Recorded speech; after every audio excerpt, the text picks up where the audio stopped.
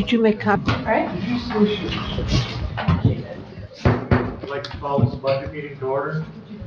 Please rise for the pledge of allegiance and a moment of silence. I pledge allegiance to the flag of the United States of America and to the republic for which it stands, one nation, under God, indivisible, with liberty and justice for all.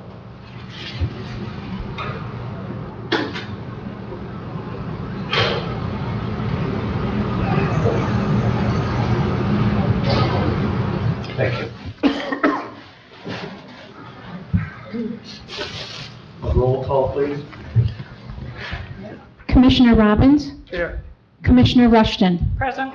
Chairman Bunnick? Here. Commissioner Wessel? Here. Commissioner Sotis Little? Here. Commissioner Alguier? Here. Commissioner Lautner? Present. All present. Thank you. That brings us to public comment. Is there any public comment at this time? Seeing none, we'll move on to the discussion items, and I'm going to rearrange them if that's okay. Number 7 will be number 1. Number 4 will be number 2. Number 5 would be number 3. Then number 1 would be number 4. Oh, you said number, oh, okay. Number 2 will be 5. 3 will be 6. And then 8 will be 7. 9 will be 8. And then the negotiations will be, number 6 will be number 9. Okay, got it. Okay. Is that, any problem with that, anybody? What's the reason for the Trusting change? you All these have a changes? reason. Yes. Well, just to put them in an order that we wanted to take them. I didn't have my. Just to put the negotiations at the end, so when we go into closed session, that, not everybody's waiting around. No. All right, so first would be the clerk administrator input on the impact. Yeah, I'll go first. I don't know if Michelle's here or will be here. Before we start, I want to acknowledge that we have a birthday girl in the audience. I believe today is Sarah's birthday, right? I thought it was her 21st birthday, but I was told I was wrong. Happy birthday. Yeah, Happy so, birthday. Happy birthday. And you have another announcement. I'll let you make the announcement instead of me making the announcement. So it's public, most people know, so if you want to tell everyone the good news. Happy baby in January. Yeah. Yeah, so. Lots of celebration at your house, I'm sure. And we're thrilled to have you here. Sarah's been a great addition to the staff here. And I think she and Johanna work together very well as a team.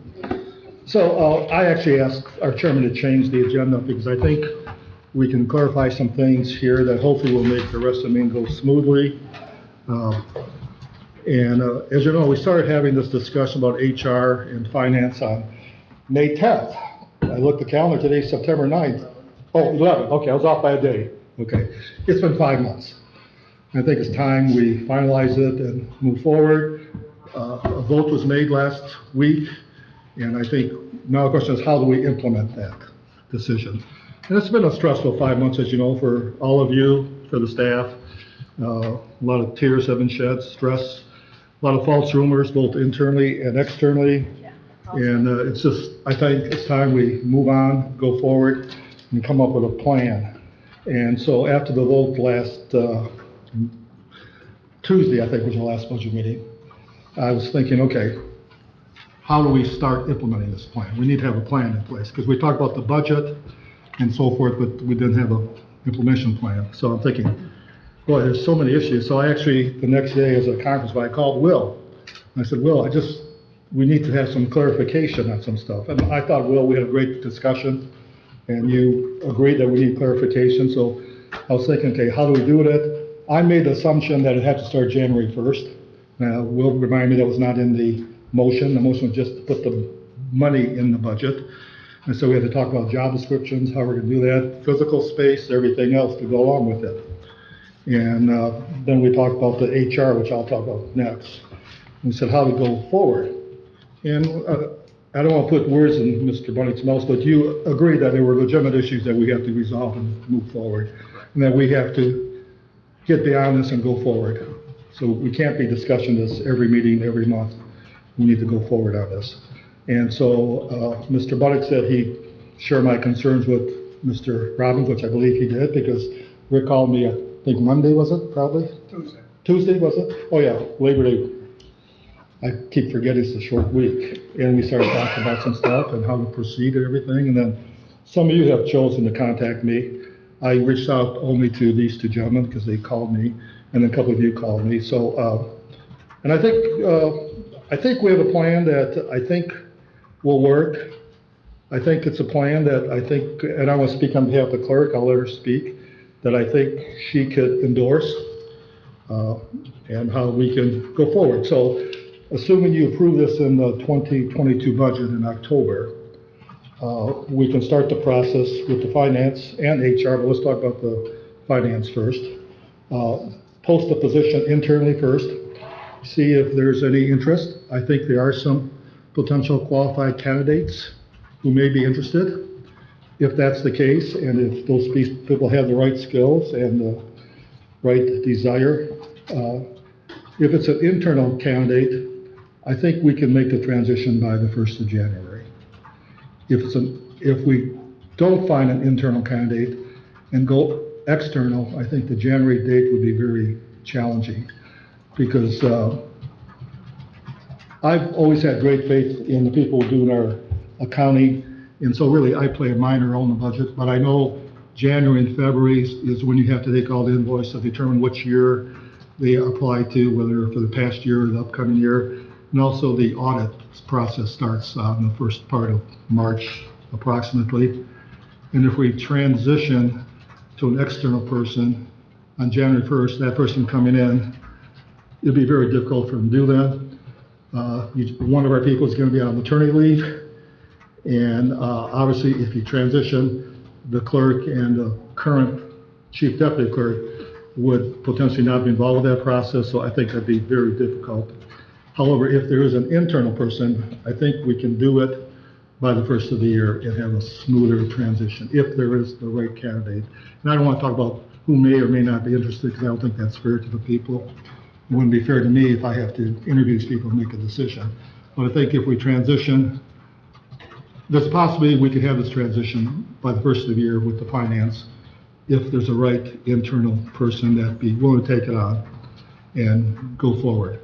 If we go externally, it probably would not be possible to do it on the 1st of the year. I think we can do it later on, but in fairness to the current staff and in fairness to that person coming in, to try to do the end of the year wrap up and get ready for the audit, being brand new, I think would be very difficult for that person, and difficult for our staff, because I'm assuming that the accounting people will be part of the finance department.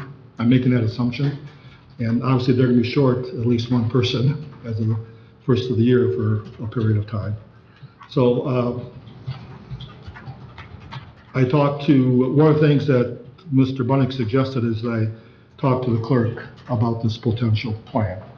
And so we've had several discussions, and I believe, and I won't speak on her behalf, but I believe Mr. Bunnick and Mr. Robbins, at least what I kind of outlined, think this is a doable plan. And I believe the clerk said it could work under those circumstances. Is that a fair statement? I'm careful not to put any words in your mouth here. You want to come up here, or?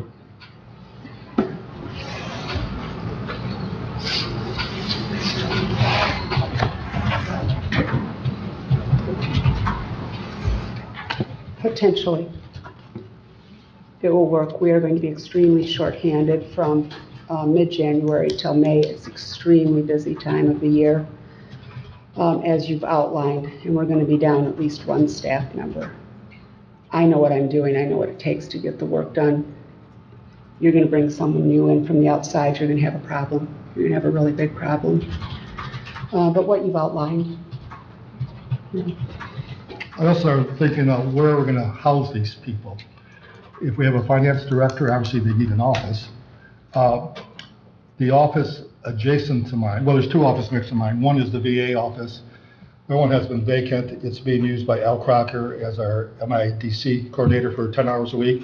That contract ends, unfortunately for us, October 1st, because of new state mandate that they have to be a legal counsel, and we have that agreement in place now that you voted on last month.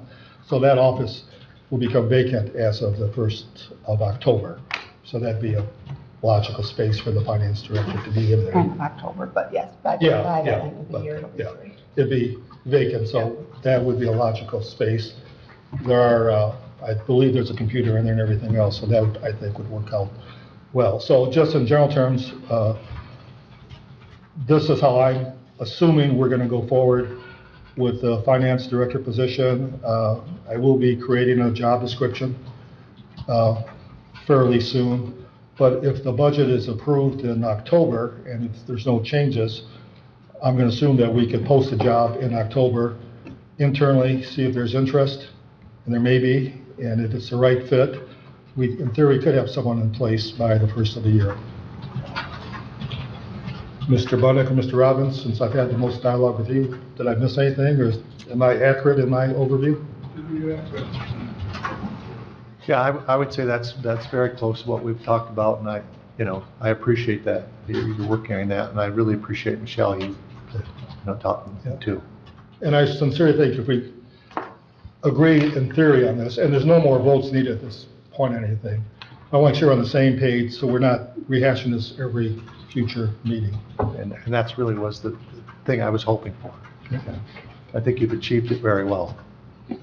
And Michelle and I have had some really good discussions. This is, no question, been very stressful for her, and she's very professional and willing to work with me and make sure that no matter who gets a job, that it will be a smooth transition. And thank you for that. I know it's been a difficult couple months for you, and I think it's just time we all move forward. Any questions from the other commissioners? Commissioner Algar.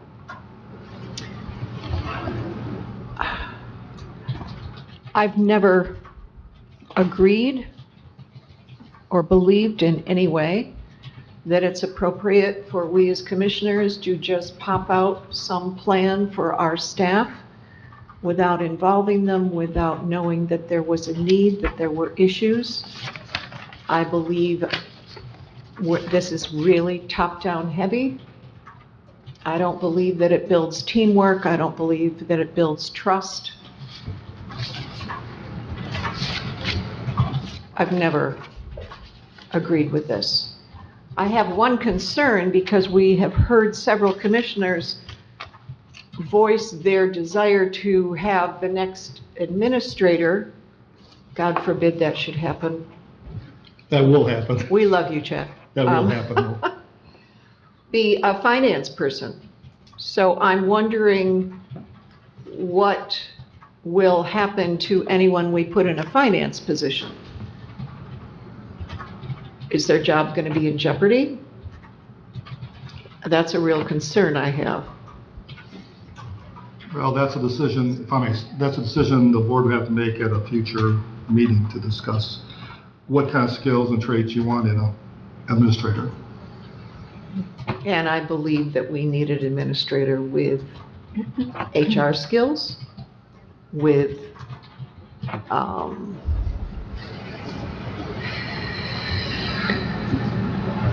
the ability to manage a large, complex organization and deal with the public.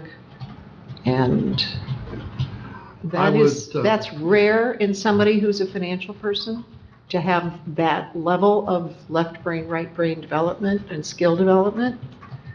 So anyway, that's my comment. My personal thought is you probably should have a special meeting sometimes at the beginning of 2022 to come up with the traits and characteristics that you want in the next county administrator. Why I've not put anything in writing, I've been open to all of you that next year will be my last year. And I didn't put a date on purpose because I just wants to make sure it works out for everybody. And I have to get permission from my wife also before I retire, so that's a big factor too. For some reason, fact that she's retired doesn't think it's a good idea that I retire the exact same time with her and spend every day with her, so I'm not sure why. So I have to negotiate with all 7 of you, plus my wife at home, and it's so equal, plus with the clerk, she has made some comments to me about when I can and cannot leave also, so it's a 3-way negotiation process, I guess. If I could make an unofficial comment, when my husband retired, I got a full-time job. Well, yeah, so, anyway, so the motion was passed to put the money in the budget. I assume we're going forward. The way you made a motion, I believe you said, and I asked you specifically that this would fall into the administrator, which you confirmed. And so I'm feeling that I'm going to go forward with this plan as outlined unless the majority of you tell me otherwise. It still has to pass in October. Yeah, I'm That's a saying committee meeting. if it is approved. Commissioner Solis Little. This certainly is a much better approach. I, with Commissioner Elgar, still have not ever seen what is not being done and what isn't being done correctly. There's nothing subpar that's coming out. There's only superlative work coming out of the clerk's office. I don't know what's so awful that is impacting the county that we are making this change. However, there were 4 votes to make this change, so this change is going forward. My only question is to the clerk. I know you said it's potential to change later in the year. I don't know how to phrase my question. Do you support this? I haven't supported this since day one. I've never seen anything as underhanded as this since I've been here, and I've been here a long time. But there's 4 people over here that want to do this. And it's never been a question of whether they can or they can't. It's the mechanism of which they've chosen to do this. So will it work? Sure. I'm all about what's good for the county. Yes, you are. And I'm pretty straightforward. And that has been the way you've done your job, So entirely, helping everyone. So thank you. Thanks for your honest answer. But I guess my only request is, this is very emotional, the vote was taken, we all have to move forward. Yep. And so I'm going to go forward on the assumption that the majority of you want to create these positions. They're going to be in the proposed budget. If that is approved in October, I'm going to start the process of implementing the plan as outlined. Commissioner Wessel. You're absolutely right. 4 people voted for it, and we're moving forward, and I think we're all ready to move forward. I have to say, before we move forward, it was a messy process. I personally am offended by the way it was handled. I was offended that I was not a part of information that other commissioners had. I think it's additional expense. I think it's been disrespectful. I think it's been protracted. That said, the vote was taken, and I guess we need to make lemonade out of lemons, and I thank you for doing that. But I hope never again to be sitting at this table and have staff or fellow commissioners treated the way we've treated each other during this process. It has been dysfunctional, to say the least. It's been disrespectful, to say the least. It's been unethical, I believe. And for that, I apologize. thank you. And I apologize to you, but I'm ready to move on. All right, let's talk about HR now, too. Excuse me. Oh, I'm sorry. I'm sorry. I'm just not going to let something go. You know, I was really pleased, Chet, when you sat down and made the statement that you did. And you made a remark about how professional Michelle was in this. And I thought we were moving forward. And now we've just had a whole bunch of digs. To say that this was underhanded, I think is uncalled for. We can think a lot of things. Did a commissioner not understand the process? I don't know. There's been a whole lot of things thrown out here that are just unfair. I know personally, I have repeatedly explained my position on this, and I've repeatedly explained why I supported it when the motion hit the floor back in May. And yet, we just continue to be hammered in a very unfair way for just trying to make changes to the county that will benefit the county in the future, because there will be changes. And so let's just keep it professional and move forward, because I think that is the best thing to do. Mr. Algar. One more short comment. I want to thank all of you for the outstanding job that you've done all these years on our finances. Thank you. And I either have or will talk to every department head, and I told them we're moving forward with this plan, and we just need to go out. And we need to stop the internal and hopefully external dialogue and just go forward. That So would be that's- great. That's my plan. So let's talk about HR then. Are you done with me? Yeah. I'll come back if you need me. No, but after the vote, I was thinking, to be honest, I called Will and I said, I just don't know what a full-time HR person will do, full-time, 5 days a week, forever. And Will kind of had the same concerns with me, and I think he passed it on to Mr. Robbins and so forth. So when Rick and I talked Tuesday, not Monday, we kind of talked about that. He kind of agreed. But you had an idea that never crossed my mind, and I think it's definitely worth pursuing, and I wish I would have thought of it, to be honest with you. We have 11 townships in the county. We have, 4 or 5 fire departments. We have 2 villages. They all have to abide by the same federal and state guidelines. I don't think any of them have any HR personnel, staff, expertise on their staffs. Most are part-time positions, and there has been, on top of the road commission also, that you mentioned. And I said, yeah, that's a valid point, because they all have to abide by the same federal state guidelines to do the reports. They have to have policies in place. I'm not saying they don't, but I'm guessing most of these local units do not have the proper policies in place. If there was a complaint, that is proven out in the last several years. There's been several lawsuits with township officials versus their employers about employment laws and not following proper procedure. So what we were just brainstorming about is, and I think this really makes a great deal of sense, that I reach out to all the units of government in Leelanau County, see if they're interested in forming a partnership with us, that we would appoint, either as employee or maybe contracted, an HR person that we would subcontract out through agreement through all the local units of government that are interested for a fee. If they have a question on HR, if they want about the Family Medical Leave Act, if they want to know about unemployment, if they want us to review their policies, procedures, help them with the federal mandates, they could contract for that service through us.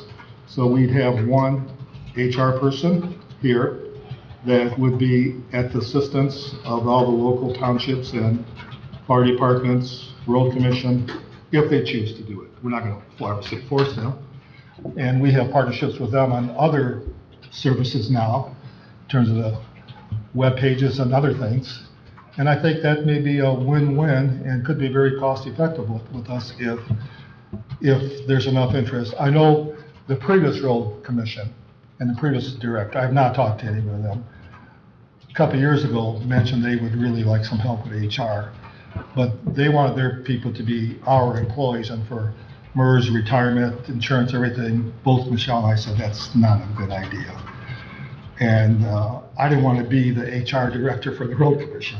But the idea that you suggested, I think, has potential. So since the money's in the budget, before we do anything else, it's going to start January 1st, I'm going to reach out to all those units of government and see what they think. And if there's interest, we could come up with some contract terms. We have contracts with other township for police services, for other services. And it could potentially be a win-win and be cost-effective for us and for all the local units of government in Leelanau County. And I use a model that when I was school superintendent, the intermediate school district offers services that I took advantage of through contract services. Because like in Travis Bay Intermediate, there's 5 counties, I think there were 16 school districts. They offered services that we could contract through them. It was their employees, but we would contract through them for the services. And it worked out well for me at both places that I was. So I think that idea is worth pursuing. Commissioner West. And that's creative, and again, we lost the vote and we're going to have an HR. I would prefer, before we spend the money, that we even check out with townships if they're interested, and I would prefer that we put the money in the contingency account, knowing it's there, consider what we need in the next county administrator, and maybe we find that we don't need to spend whatever it is we're going to spend. But the money's been allocated, but it really technically should be allocated into the contingency account. And then, I mean, I'm uncomfortable with saying we're going to do this when we haven't had one township or one local unit of government say, hey, that'd be a good idea. Yeah. So, Well, yeah, let me just clarify what I said, is if it's in the budget, actually, I can start this fairly soon and report back to you to see if there's interest before the first of the year, before we post any jobs, before we do anything. If there's enough interest, then that makes a difference. But if they all come back and say, well, thank you, but we're not interested in this, then I think we have another discussion how we want to proceed. So I'm saying, pretty much what you're saying, let's see if there's an interest first. But since the motion was made to put the money in the budget, we have plenty of time between now and the first of the year to see if there's interest and at what level and what kind of financial terms. I'm confident we can get those questions answered prior to the first of the year. Commissioner Lautner. Yes, thank you. You sort of answered some of my questions on this concept, which I think is a very interesting concept, and I think it could be a very good concept. My concern right away would be conflict of interest if there would be any. And obviously, you will work through that, and if it's sent through contract, then perhaps we wouldn't have to worry about that. We should cover that bridge, though, or gap before we get there. It also sounds like two things. It could be very financially viable for some of our smaller townships, because obviously, contract will be based on how many employees they have, et cetera. Yeah, we would come up with some fair formula. Yeah, I don't have anything in my mind. But it could I be a can't great, tell you. yeah, it could be a great revenue source towards this position without having to hit our townships too hard, or our departments, or the road commission. So I think it's an interesting concept. I look forward to hearing more about that. Commissioner Robbins. To answer your question, Ty, when I thought of this here last week, I started off with just the road commission.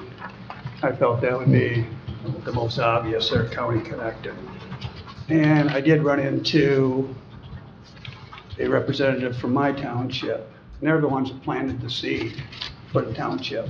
They're interested. I said, I don't know. I didn't want to throw that into Chet's lap. I just wanted to throw the county road commission. Yeah. And then I did throw that in after. Yeah, and then I actually added the township, because I do get calls from township officials, not every week, but on a fairly regular basis, either from a supervisor or someone saying, hey, do you have any suggestions how we handle this personnel issue, or do you have a sample policy? I mean, I don't tell that to all of you, but it does happen on a fairly frequent basis. And of course, I'm always willing to share our policies, and I keep telling them, have your legal counsel review it, don't just copy ours. But it is a common occurrence that they do reach out to me asking for assistance on HR-related issues. So it was my township that planted that seed. Yeah. And actually, your township has never called me, other ones have.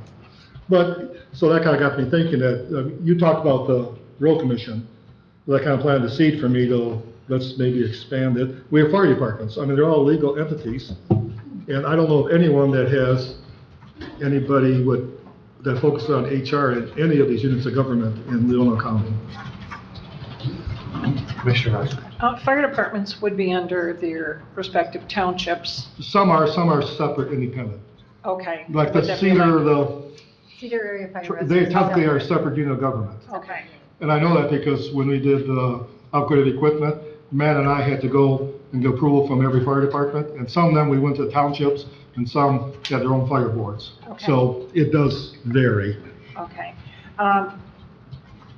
From my perspective, I think it would be a great service that the county could provide to these smaller government entities, because I'm sure they have it on their radar, but maybe it's cost prohibitive for them. So this might make a great partnership.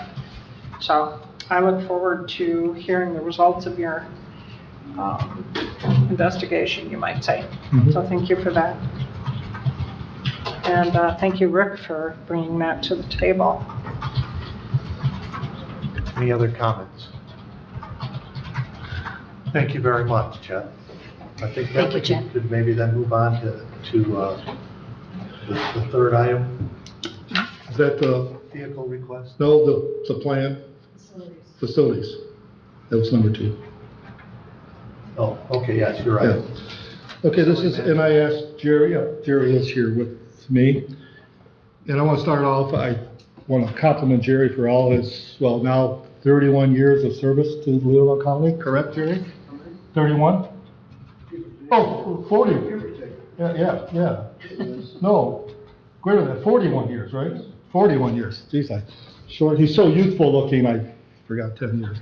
But as you know, the law enforcement center, 2006, this building 2008, but really they were open 2 years prior to that, before people moved in. When they were on the other campus, they had 3 people working for them. They moved over here. For whatever reason, the staff stayed the same. Both buildings are much more complex. We have a state-of-the-art sewer system. I forgot we added a dam also that same time period, and we added Veronica Valley Park to it and kept our staffing the same. I think, as you know, if I called Jerry at a Saturday morning at 3 a.m. with some issue, by 3:15 he'd be here working on it. I know he comes on weekends and everything. So, but I think to the point that we have to look at a different approach. We've always been reactive. And I think that worked when the buildings were new, when the systems were new. But I think these buildings are in what I'll call middle age stages now. And there's more issues kind of coming up all the time. Some you know about them, some you don't. Our cost to be reactive has been quite expensive. As you know, we have a contract with D&W, and I asked them to give me a printout of every penny we spent. So it kind of escalated in 2018. So at that point, the building was about 10 years old here. We had some issues, as Commissioner Lawton knows before that, the roof issues, the bottled gas fiasco, and we took care of that, so that's all separate. But just through D&W, and that doesn't include any of our other contracts that we have at times run in other people to take care of issues, plumbers, electricians, other people, but just with D&W, because they handle the majority of the work. In 2018, we spent $60,718. 2019, we spent $98,126.15. 2020, $144,474.65. 21 through beginning of August, $85,977. This does not include the upgrades we did. I was just going to say that. No, this is just with D&W for the work there. So we contract for the roof. We contract with various companies to do the HVAC. I think ABI Mechanical, was it ABI that this work, Jerry? And some other things. So that's all completely separate. And obviously, the numbers keep going up and up and up. Jerry has pointed out some issues that we need to deal with in the future. We have a constant problem with a roof leak that we have not been able to resolve. We may have a stress issue with one of the walls coming up. I'm not trying to be gloom and doom, but these are real issues. But we have some issues, as you know, with the dam. We have park issues. They've been dealing with the grub shack for 10 years at least, Mr. Bunnick, or maybe longer. What we need is a facility plan, a written plan. We need to go through all our buildings, all our assets, come up with a plan. And I know it can be done. In the mid-90s, I was asked to be the Director of Campus Services at Northwestern Michigan College. I didn't have a background in that, obviously. Just like our staff here, we had very good people here, but they didn't have the skills, the time to come up with a long-term plan. So I hired Service Master. They brought in a team of professionals and developed a long-term plan for us, which led to the bond campaign. And if you look at the college campus now, it's completely different than it was because of that long-term plan. I basically did the same thing when I came to Buckley and Charlevoix. I actually hired Mr. Sloan, who was the retired facilities director for Traverse City Public Schools. He came in, reviewed all the buildings and plans. He was not an engineer, but he had great technical skills and common sense. Came up with a plan, presented to the board that they could understand what he was talking about. It can be very complex. When you start talking about HVAC and all this stuff, it loses me quickly. It's too technical for me. But I think we have the right people in place to do this now. So in a nutshell, this is what I like to do. I have great respect for Gary O'Connor. I think all of you do. Every time Gary presents here, he can take a very complex issue and present it in a way that makes sense. And at least since I've been here, everything that Gary has said we need to do, he's been very accurate on. I can tell you when John Richards, the engineer, was here presenting last week, he actually called Gary, asked to meet with Gary first, and get Gary's input before he did the plan, because he has a great deal of respect. Gary is a very practical, hands-on person. We do have a contract with DMW, but it's always been reactive. Something breaks down, Gary's here on average, I asked, 1.5 to 2 days a week, basically fixing things. What I like to do, and we also have a contract with Patrick Machin for our engineer for bigger projects. So basically what I like to do, and I'm going to talk to DMW about this, their owner, which I've known for many, many years. If we could kind of restructure our proposal with our contract with them and have Gary be here, designate 1 day a week for the next 4 to 6 months to develop a plan for us. Now, this would be in addition to, if something breaks down, of course, we're going to call them and come in. But I really think Gary has the technical skills to do it. He's a good planner. He writes well. And I talked about this. He can go out, look at this entire building, look at our HVAC, look at the building next door, look at the dam, look at all our parks, and come up with a report for every one of our facility assets and systems and see what we can do. Because I think if we had a proactive plan, it would pay for itself many times over. Unfortunately, and no fault of our staff, we wait till something breaks down and then we call, either they fix it if it's minor, or we basically call Gary. And he is an electrician, he's a licensed electrician, so he does more than just HVAC here. But I think he has the skills and the ability, and if we need a mechanical review on something, structural engineering, we do have a contract with Patrick Machin, they set rate. And I think in 4 to 6 months from now, if we gave him a day a week, we could come up with a very good plan. The cost, and I'm on the high side of this, would be approximately additional $20,000, which we basically have in our budget because we've been spending it anyway. But I think we can recoup that money very, very quickly if we have the right plan, if we can be proactive versus constantly reactive.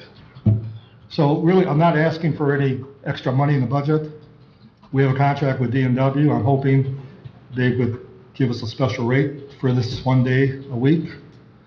But even if we did that, even if we brought in Patrick Machin to look at some of the structural issues that Jerry thinks we're having, I still think we could do it for $20,000, maybe less.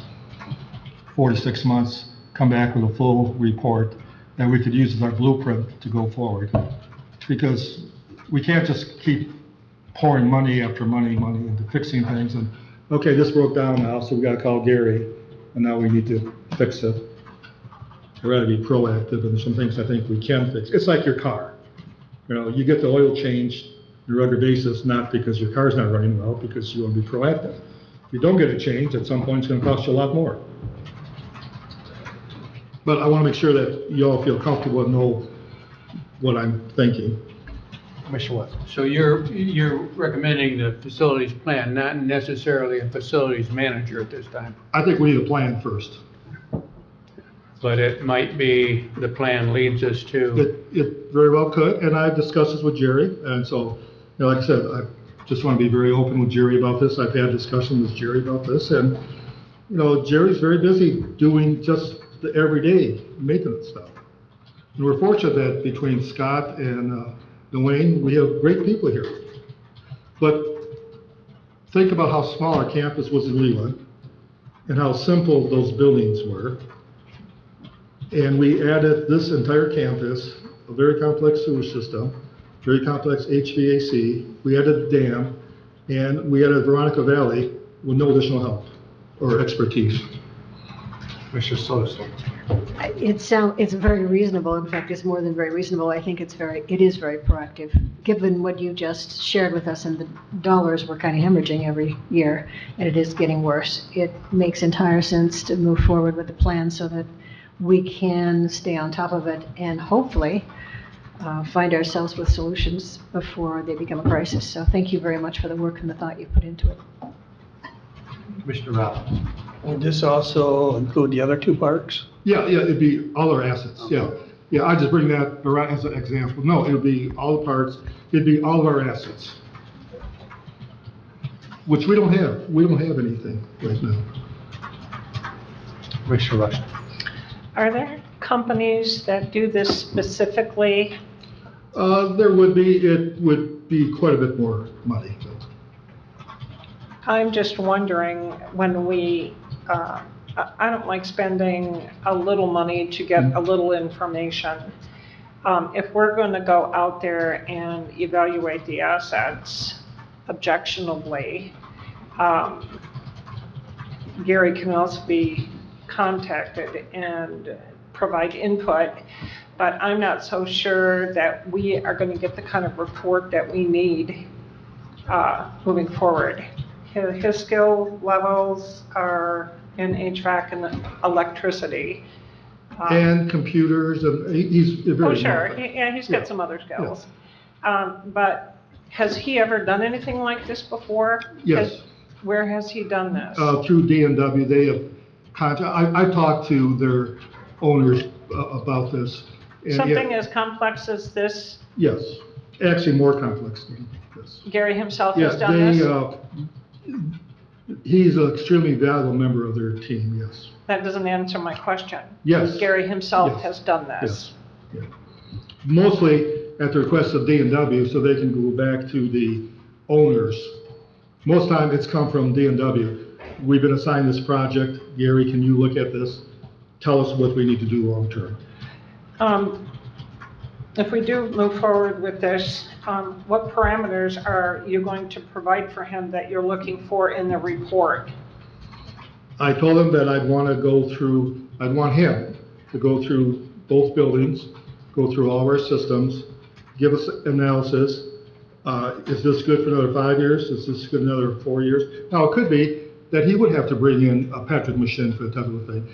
Through DNW, they have expertise what other people they bring in too, but Gary would be the lead person that would be responsible for reporting back to me.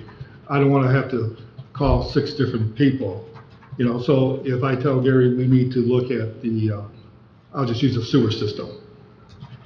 If he needs other people that have the expertise in DNW, he can bring that in. It's the same cost. We don't pay for Gary O'Connor, we pay for DNW to their team of people.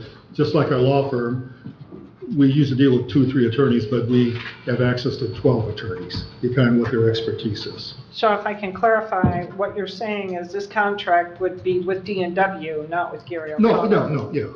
No, our contract is with DNW. I just use Gary, technically, they can assign anyone they want here, but they've been very happy with the work, and we've been very happy with the work Gary has done. I thought we were doing this independent. Oh, no, actually, this is really, at this point, I'm not asking for any more money. We don't need to have a contract we have a contract in DNW that's in place for a couple more years. It's just a restructuring, and I like to have Gary focus on a proactive plan for the next several months. At that point, we may want to bring in, look at a facility management or even a team. When I went through this at Northwestern Chicago, when we got done with the plan, we actually went out for bids and hired a company to run our facilities. I believe they still are at Northwestern Chicago. So the facilities directors were not employees of the college. They supplied if we needed engineering work, they brought one of their people in. So our contract was with a company, not with individuals. So this would, I'm thinking more long-term though, but that's how this would be structured. So if I can continue, being that this is going to be a contract relationship for this service, I would assume that the parameters for the contract will be set to provide certain information. We actually have they would not be a new contract with DMW. We have a contract in place for them that we basically notify them and tell them what work we want, and they come and assign the people. It's always been mostly Gary. So really, it would not be a change, it'd just be a refocus. I would request that Gary be assigned here 1 day a week, and while he's here, he focus on this long-term plan for us. So there would not be a... It's a little convoluted. We have a current contract. Now we're asking that we have Gary O'Connor here 1 day a week on site with no parameters. Oh, there'd be parameters. Okay, and that's what I'm trying to get to. How and who determines the parameters, and what are the parameters for that extra service time? It'd be me giving him these specific duties with a request to have a report back by this time. Okay. On everything we talked about. And that does not change our contract with them. No. So then why are we paying him more money? Because his time? Yeah. His time. Because our contract, the way it is, he does certain, that's a good, the contract we have now, there's certain duties that he does, cleaning, they're outlined, but the rest of it is an hourly fee when we call him. We don't have a contract, it's not like Cold Stoker where we pay them a set amount every month, whether we call 3 times or 20 times set amount. Our contract with DMW that you just extended for, I think, 3 years, is for a certain amount. So we're contracting for a certain amount of time, as opposed to a specific job and a specific outcome. Yeah, because we don't know what. I don't know if I'm comfortable with that. Well, that's a contract we have that we've had with them since 2008. Oh, sure, but I'm not so sure I feel comfortable extending that contract without language in there specifically outlining what we are expecting for this additional $20,000. Well, there wouldn't be, I'm guessing that's the cost. I'm just taking the hourly rate. If it stays the same, how many hours would Gary be here? There'd be no change in the contract. I'm not comfortable with the way this is. Laurel would like to speak to something there. Jeff? Oh. This isn't due to dissimilar from other contracts that we do have with other entities where we have an amendment to the contract that specifically addresses concerns similar to what you're talking about. So you can certainly have an amendment to that. Well, I'm hoping to get a lower rate, to be honest with you, for this. This is what I'm trying to determine. We're going to put extra dollars out there, and I want to see exactly what we expect to receive with that $20,000. What is the job description that we're looking for? We're looking for a written plan. Yes, that's the expectation. Yes, I will expect a written plan. Okay, so when you go and you, I'd like to see a copy of that written plan for him. You know, and there will be one. But I'm saying, we don't have to modify our contract. I'm not asking for any more dollar amounts. I'm just telling you, I think we really need this, and this is how we can get there. Will we have am I asking you right now for $20,000 more? In the end, I think we can actually save money by doing this. We have a contract in place with them. We have a contract in place with an engineer. If Jerry's telling me that this wall has structural issues, we have a contract in place with an engineering to do this.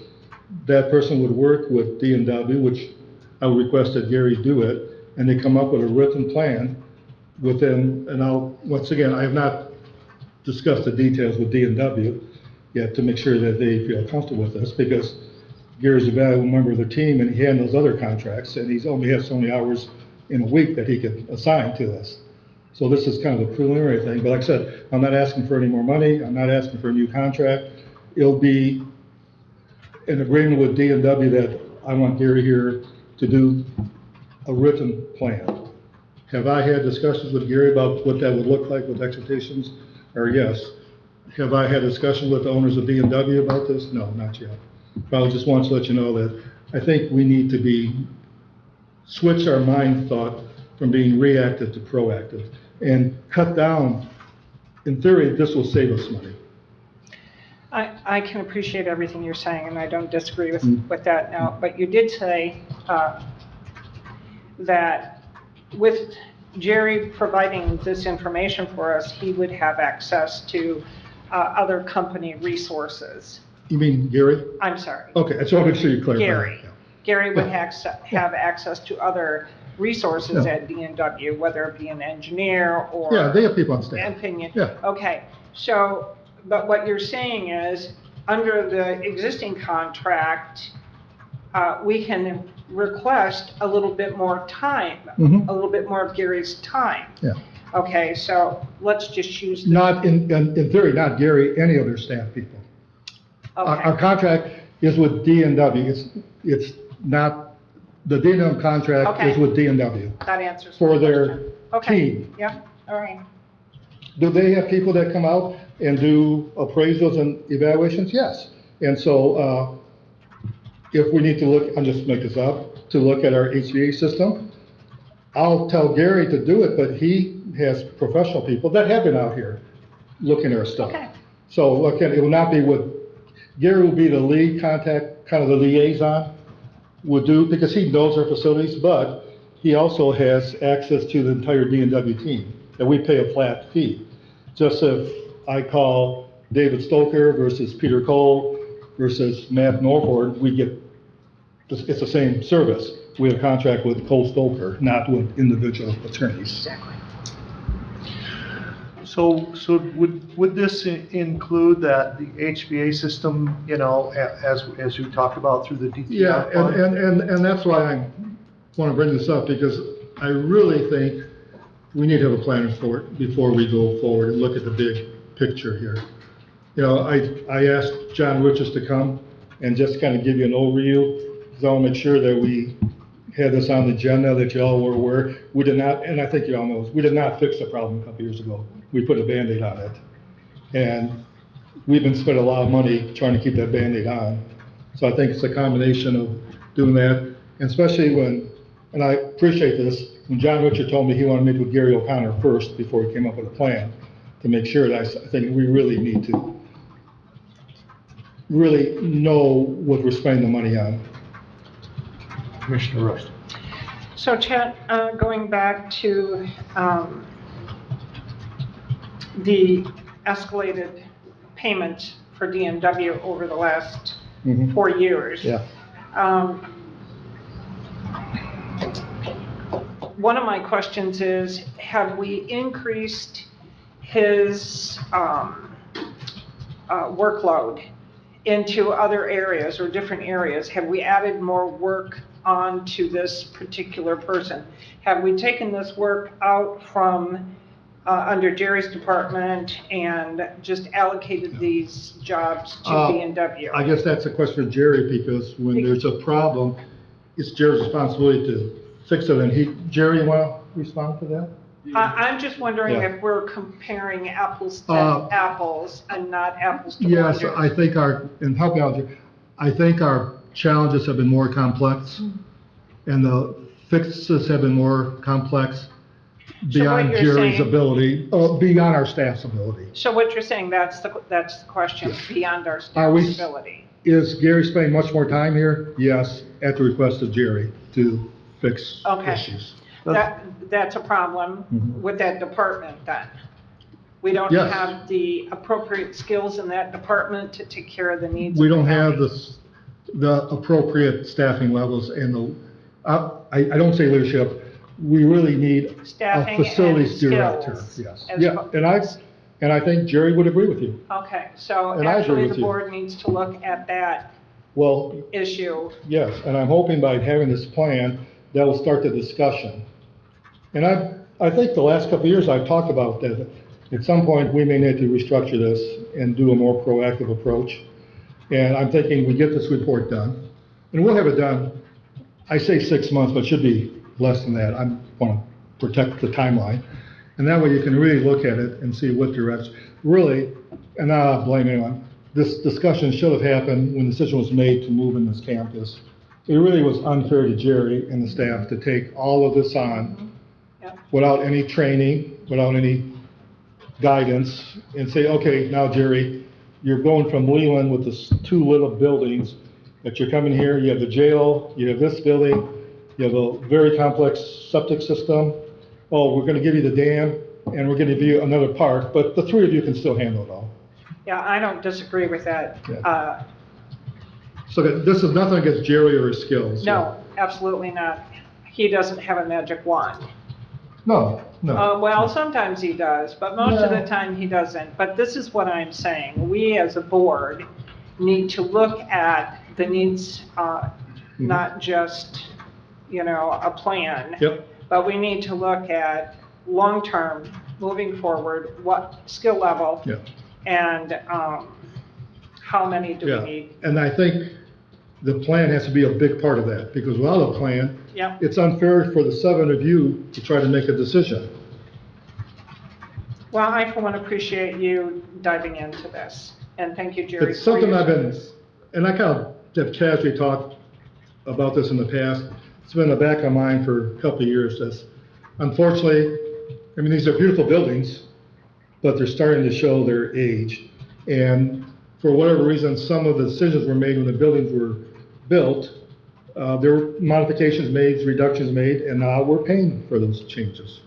Commissioner Alguier. Thank you for being proactive. And when we have more information, we can make intelligent discussions or decisions. Thank you to Jerry for holding us up all these years.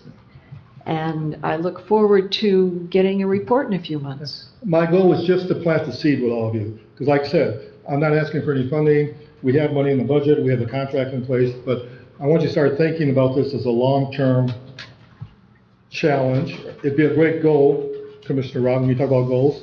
I think this would be a great goal for us to look at next year. And, but I think you really need a plan.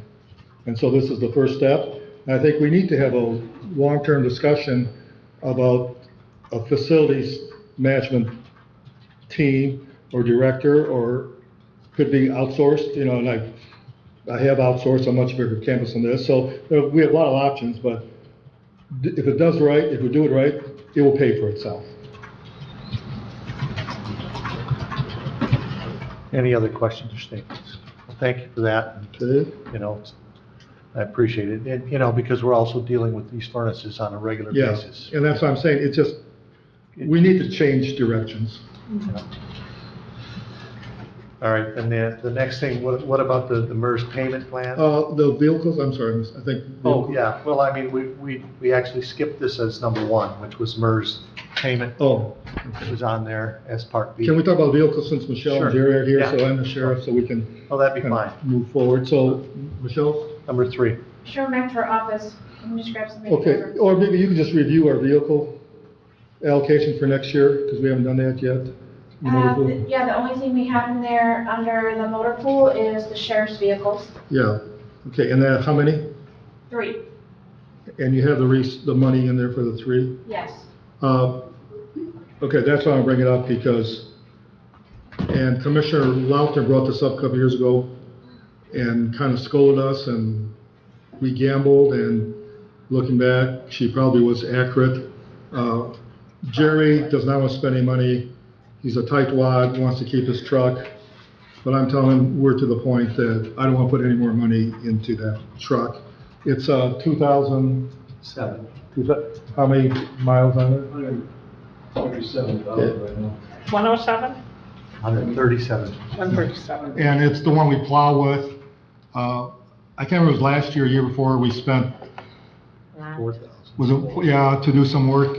And Jerry At that time, we were gonna recommend a new truck, and Jerry talked me into it, how this truck's gonna last for as long as Jerry's gonna work here and be magical, never break down again, and unfortunately, that's the case. We got some issues with it now. And I told Jerry, I don't wanna spend several more $1,000s because it's not gonna be an ending. You get to a point where a vehicle, it's just not worth it. I think we're at the point. So Jerry, what's the estimate for a new truck? Approximately? I'm looking at 35. Yeah. So I guess, Jen, how would we put that in the budget? We don't do it, I mean, Jerry's been working on some other things, but I think for next year, we really need to look at a new truck. So, oh, sorry, he asked and then go ahead. Go ahead. I was just gonna state, so, the information I received today states that the truck is disabled. And for $2,000, it needs a new gas line, is that Yeah, correct? and I told him, hold off. Okay. so There's a if- gas leak I just found out, and I told Jerry, do not spend the money. Okay, so At if this this was point. me in the private sector, I would say, you need a truck, you gotta fix it. So I would think that you need to spend the 2 to fix it, and then we'll need to look for a new truck. When that truck is found, as I believe there is a shortage of trucks, possibly, then we would come to the board in whatever budget year, either 21 or 22, to pay for the truck. So in a nutshell, I want to inform you of this. I'm hoping by next week, we can give you some more firm numbers. I'm not convinced we need to spend $2,000 to fix a truck that we're going to get rid of quickly, probably. Jerry can allocate other trucks that we have with other staff, potentially get by, maybe. Jerry was just talking about the truck issue this week, so I wasn't prepared for this, but I wanted to let you know we do have an issue with the truck. Mr. Law. Thank you. I just want to say the other part of that is I certainly understand when you have an old truck you love so much, it's hard to let go of them. So I certainly understand that personally. We just got a quote on new pickups for inspections, and I thought they were around 27. 23. 23? 24, I think. 20, okay, it was in the 20,000 some. So why couldn't we just get, I believe those from Amber were Ford Rangers, is that correct? So that's a Yeah. smaller, so we're looking for a GMC or Chevy 2500 series, right, With for a a plow? so you're gonna plow with it, so you're looking for at least a half ton or Or three-quarter 3/4. ton. So this is just an FYI, I'd like to come back at our next budget meeting, more specific details, but I just want to let you know this is coming up. And Jerry said there's a small gas leak, so I told him just get a match and some duct tape and cover it Melt up, but it for some on reason there. he didn't want to do Yeah, that. that works, yeah. But you're right, he does have a attachment to that truck. Well, we all do. I've got some old Yeah. ones, so I understand that, but, can we get a second opinion on the gas line? Yeah, Is this you a know, gas line, and maybe you could just get Can I say something? The Why don't you come up here, so, because it's a lot more than just a gas line, gas line that goes into the top of the tank. yeah. New tank, the tank is not the problem. Luckily, it's on top where the sending unit is. It's, which you can't get to unless you drop the tank itself. But that's the problem, you have to drop the tank Okay, to get to this line, and that's where the cost comes in regarding. Otherwise, the tank is fine, which is $569 new. We ship from Chicago tomorrow. We don't need a tank. The line comes down, so it's bleeding down just that can't top of get the line. to it. And then that goes into a plastic line, but right now it's the top of the tank, and you cannot get to that unless you want to try to cut a hole in the top of the bed. I was just gonna suggest that, because, So, Yeah. Commissioner Lauder, you made me promise that we would not spend any money in that truck without Yeah. talking to the board Right now. first, so that's why we're giving you this update. Commissioner Rusty. I have a question. You talked about a truck to plus no. Are you looking at a 2500 or a 3500? 2,500 HDs only. Okay. So I'm hoping to come back next Tuesday with a firm, more updates for you, but I just want you to know this is on the horizon here. There's added things to that truck, like bar. They'd have a different plow mount on the front, we keep our plow. But then the electronics that go to that, new vehicle, so that you're looking at an extra $2,000-3,000 there for that kind of thing. But that's normal. Can you input. transfer the existing light you have? No, there's a hole already in the top of the truck, so okay. These that's other wired ones are through. just gonna clamp Right, on? and the mount on the front for the plow is every truck's different. So I've been checking on that too, but that's running those little extras. But I don't think you can sell a truck that isn't working, it's got a gas leak, so I almost think, I think you've So got I'm to saying, fix it. no, but I did You ask have to Jerry be upfront with that. to You get tell some them. more details, really, if there's Yeah. other options. But I'm thinking you got to fix it. It's and then just we can full sell it. disclosure, that's all. I just said get duct tape and Jerry gets No, one. no.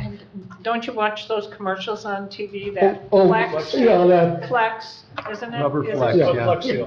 Yeah, you can just spray it on. so Jerry could just get a match where it's leaky, then just put that flex There you seal go. on. Well, can't you take a torch and just cut them That off works. and then fix it from the Try top? that, try that. Somebody, So, So we'll come back next week with more has details. that license code.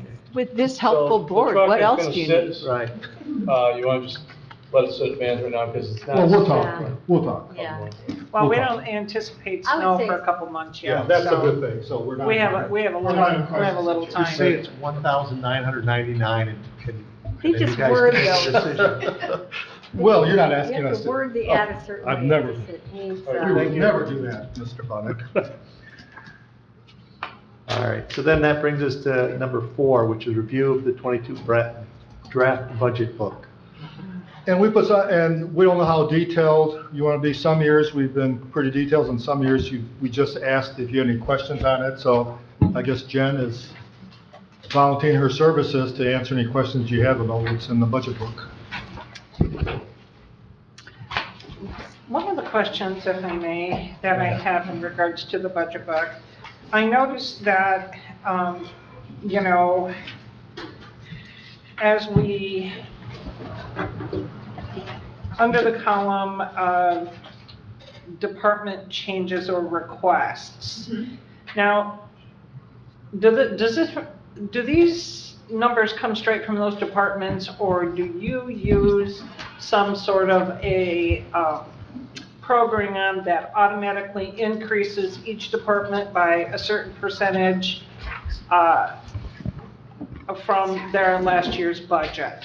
So I do not do any kind of increase over the entire budget. I know that Chairman Bunnick had asked in the past that the headings had seemed, everybody can hear me, right? Okay, seemed to be a little bit confusing. So when you're at the top and you've got 21 budget roll to 2022. So I've taken, and that is true the case, whatever is either amended or adopted in 21 has been rolled to 22, and that is presented to the department heads and elected officials. From there, either the department makes a change or a request goes into that line item. So for instance, I'm just picking, if you went to your special funds and you went right to page 2. Well, let me get there. Yep, special funds, page 2. Okay, yeah.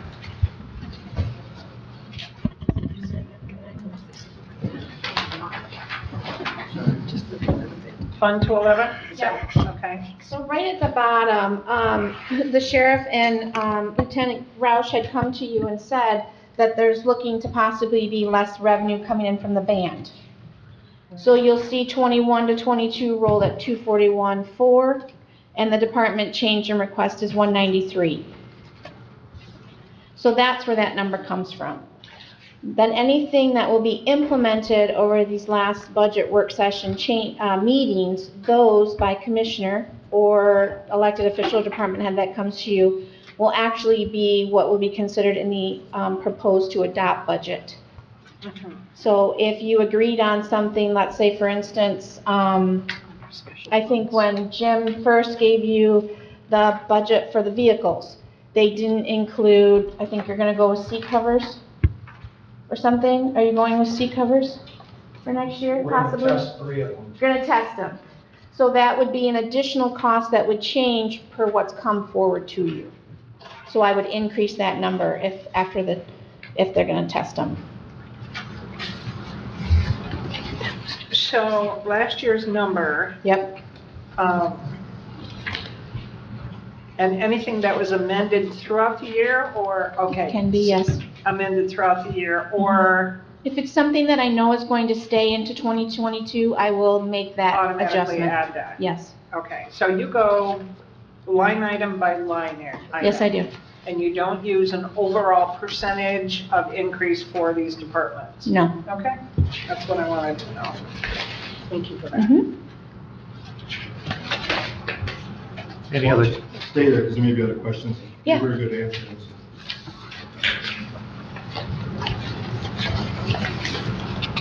Does anybody here want to go page by page or not? Through the whole book?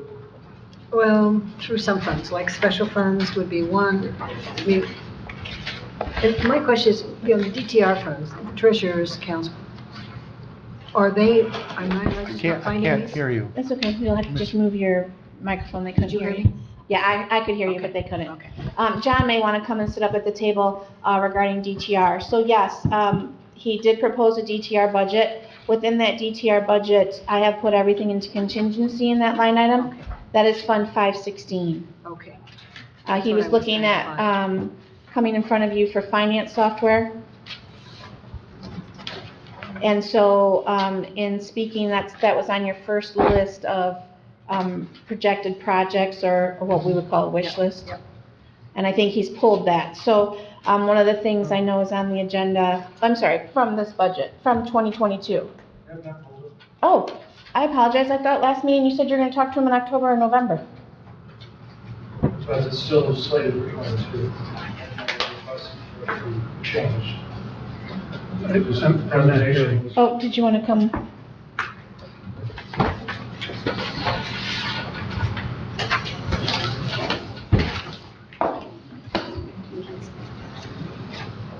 It was moved to contingency, which is fine, but I wanted to do a presentation after the budget was adopted, and in all fairness, have everybody at the table, because we just weren't going to be able to get it done in time before the end of the budget session.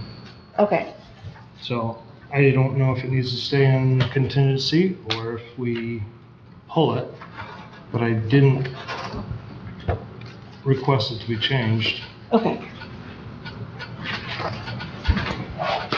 So where is contingency? So if under your special funds, your page is going to be 53. Your special funds tab. Yeah, it's going to say special funds, and it's page 53 at 78, and contingency is line 891. It's about a fourth of the way down the page. Do any of you need rulers? Actually, we have up here, if you just use them. Yeah, there is a ruler. I have one, thanks. Good idea. 53, 53, page 53. 3 of 78, I think. Thank you, good thought.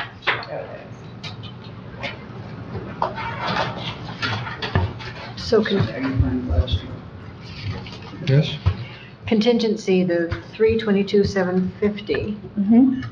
that's contingency for all departments or for DTR or? Just the DTR. This is DTR. That's what I was looking for. Mm-hmm. And that explains why I couldn't find it. So this magnifies it. Oh, there it is. Good. Not that any of you are getting older, but it's very hard to see. Yeah.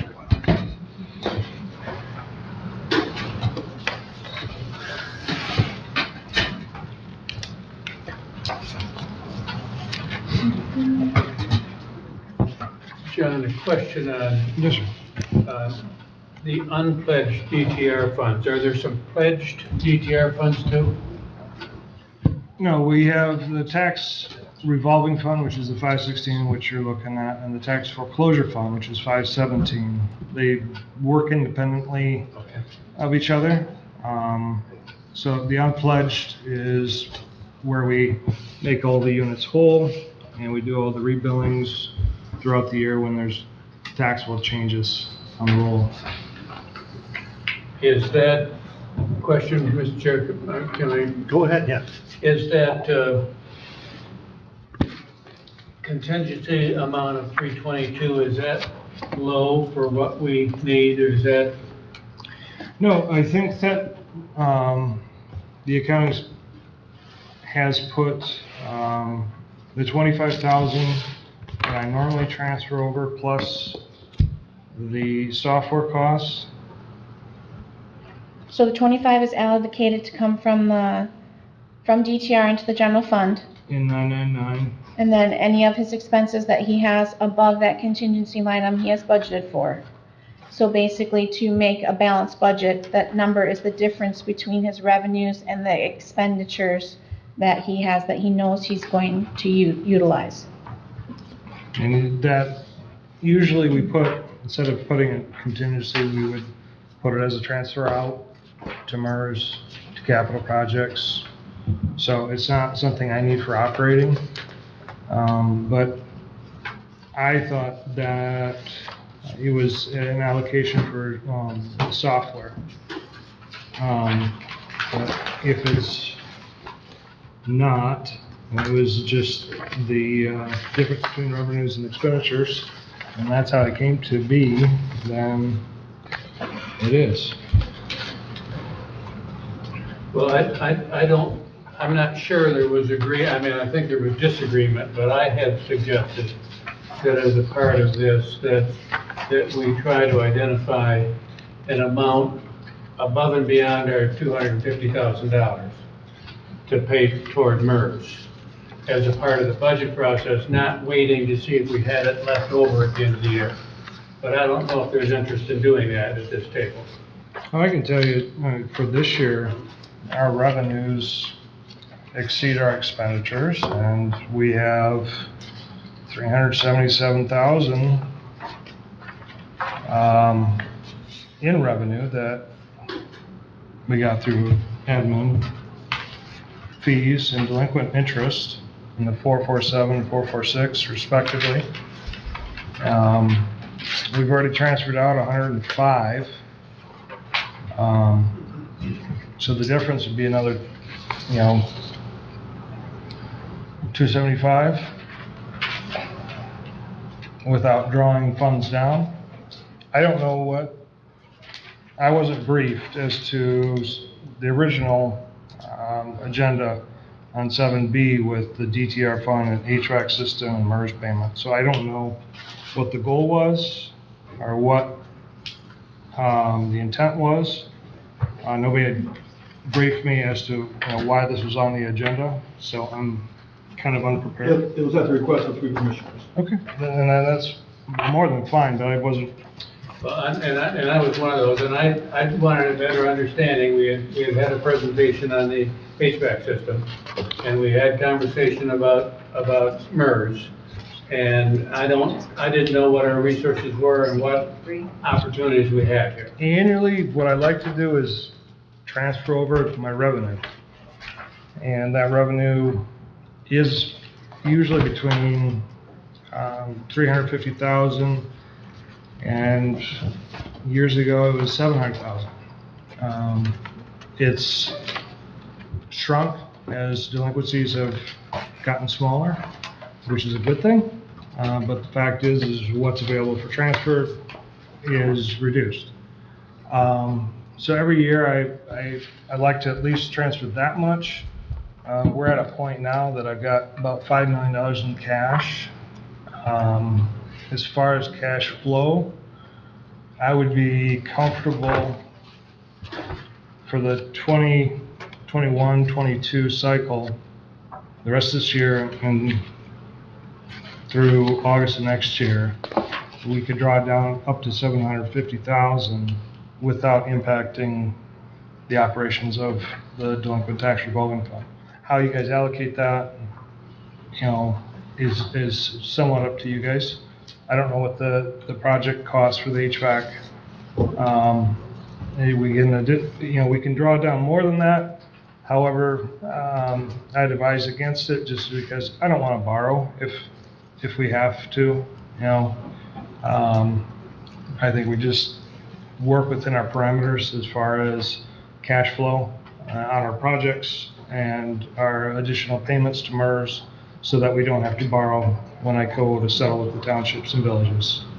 So that's my only request. We do have an agreement on file drafted by corporate counsel that takes the 3-year average and calculates out what we should have as reserved, and then everything above that is surplus and that's defined by the sitting treasurer. That surplus is what we can use every year, or on a biannual system to transfer to the general fund or to other capital project funds. Does that help? And we did establish a goal on MERS, and I think we've consistently paid down, but I was suggesting that we, as a part of this process, see if we could agree to do more. Again, I don't know what the capital projects expenditures look like. Commissioner Lott. Well, I can appreciate the idea that you want to plug a number in early that's bigger than what we had expected. I guess I've always been comfortable waiting till we get our budget, see where we're at, and then see what we've got left and see what we can plug. But I guess I really don't know how to do it much differently than how we always have, and just wait, see where we're at, take as much as we can and put it towards it. The ultimate goal is, I think we're in agreement with the ultimate goal, and that's pay as much down as we can. Commissioner Soderslund. John, I know you have said this, and I apologize because I don't remember. What is the cost of the software? Yes, the software we put in was under 275. Estimated. Yeah, well, we got an actual quote, and it was under 275. Under 275. And Like, how much under? Well, 274? No, it was not significant enough to, make a huge difference. I mean, it was maybe 10,000 lower. I don't recall. I don't have it in front of me. But it was around that number. that's you have always done a really lovely presentation for us that talks about revenues and where we are and your projections. Would it be possible to have you do that, an update for us while we're in this budget process? Because I think it'd be useful to look at revenues and what we have. Yeah, as this, most of our auxiliary income funds, being interest and stuff like that, is all pointing down as far as arrows. I only like to present when it's going up. So, it just doesn't fit my timeline very well. But I can present at your next session a revenue trend, if you will, for our major components. Thank you very much. Commissioner Algar. I would appreciate that too. I like to, when I form a budget, have a goal of what I want to save instead of seeing what I'm going to have left, because I won't have anything left if I don't do that. I understand. I mean, I guess my concern is when we talk about adding extra money into MERS, is that now we're talking about the HVA system, HVAC, and I would hate to. I mean, we are, I think, in good shape considering MERS. And I do like that we put extra funds on it, but I don't want us to deplete the DTR and then really have come through that the facilities. This plan that we're talking about now would say that we should do more immediately the HVAC, which is at least if we even do just part one of it, or two, whatever it is, 2 and 3, I think is over $1 million. So. And if we chose not to take an additional payment, from delinquent tax this fall and rolled that in next year, we would have $1 million available next 22 to pay for the capital projects, without really interrupting my services whatsoever. So what he's stating is I haven't made that transfer yet. I was waiting for September to make the transfer of the 259, or the difference of the 259 and 25 into the general fund. So his recommendation would be that your general fund would take that 250 hit this year for the additional and keep DTR for the HVAC for next year. That is my point. The reason I wanted on that, if we use the DTR funds to buy software, or we use the DTR funds to do the HVAC, then we have to find another source if we're going to pay down MERS. And so I think all three of those need to be talked at the budget process. Because you did say, well, you were going to take it off as a budget request, you'd use it for you'd use the DTR funds for the software. I would request that, but also in light of recent changes made by this board, I would say that it would be imprudent to saddle a new individual with software that they're not familiar with. So I'm kind of would like to explore that once that has been established.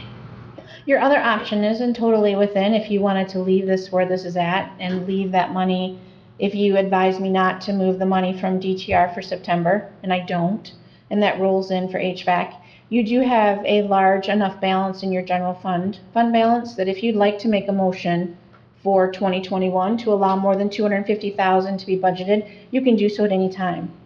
I would suggest if you want that on the September agenda or a late edition, that we could do that easily and make that amendment and bring it to you in September if you want to pick $500,000. I mean, our general fund is very healthy.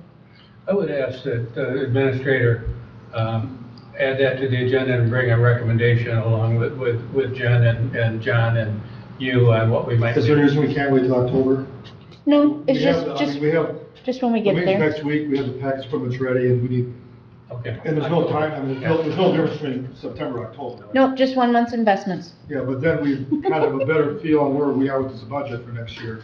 I just think, seems like October would be better than September. Sure. All right, so it sounds like though the consensus would be for me to hold off for the September transfer. Yeah, let's wait till October. Yeah. So I won't do anything until the October meeting until we get a plan. We're gonna do our budget in October anyway, it just seems more logical to do it at that time. Okay. Commissioner Elgar. So to confirm, you're not going to go out and buy any software, especially if we're going to have a finance person. They should be making decisions They'll be making about how they do that job.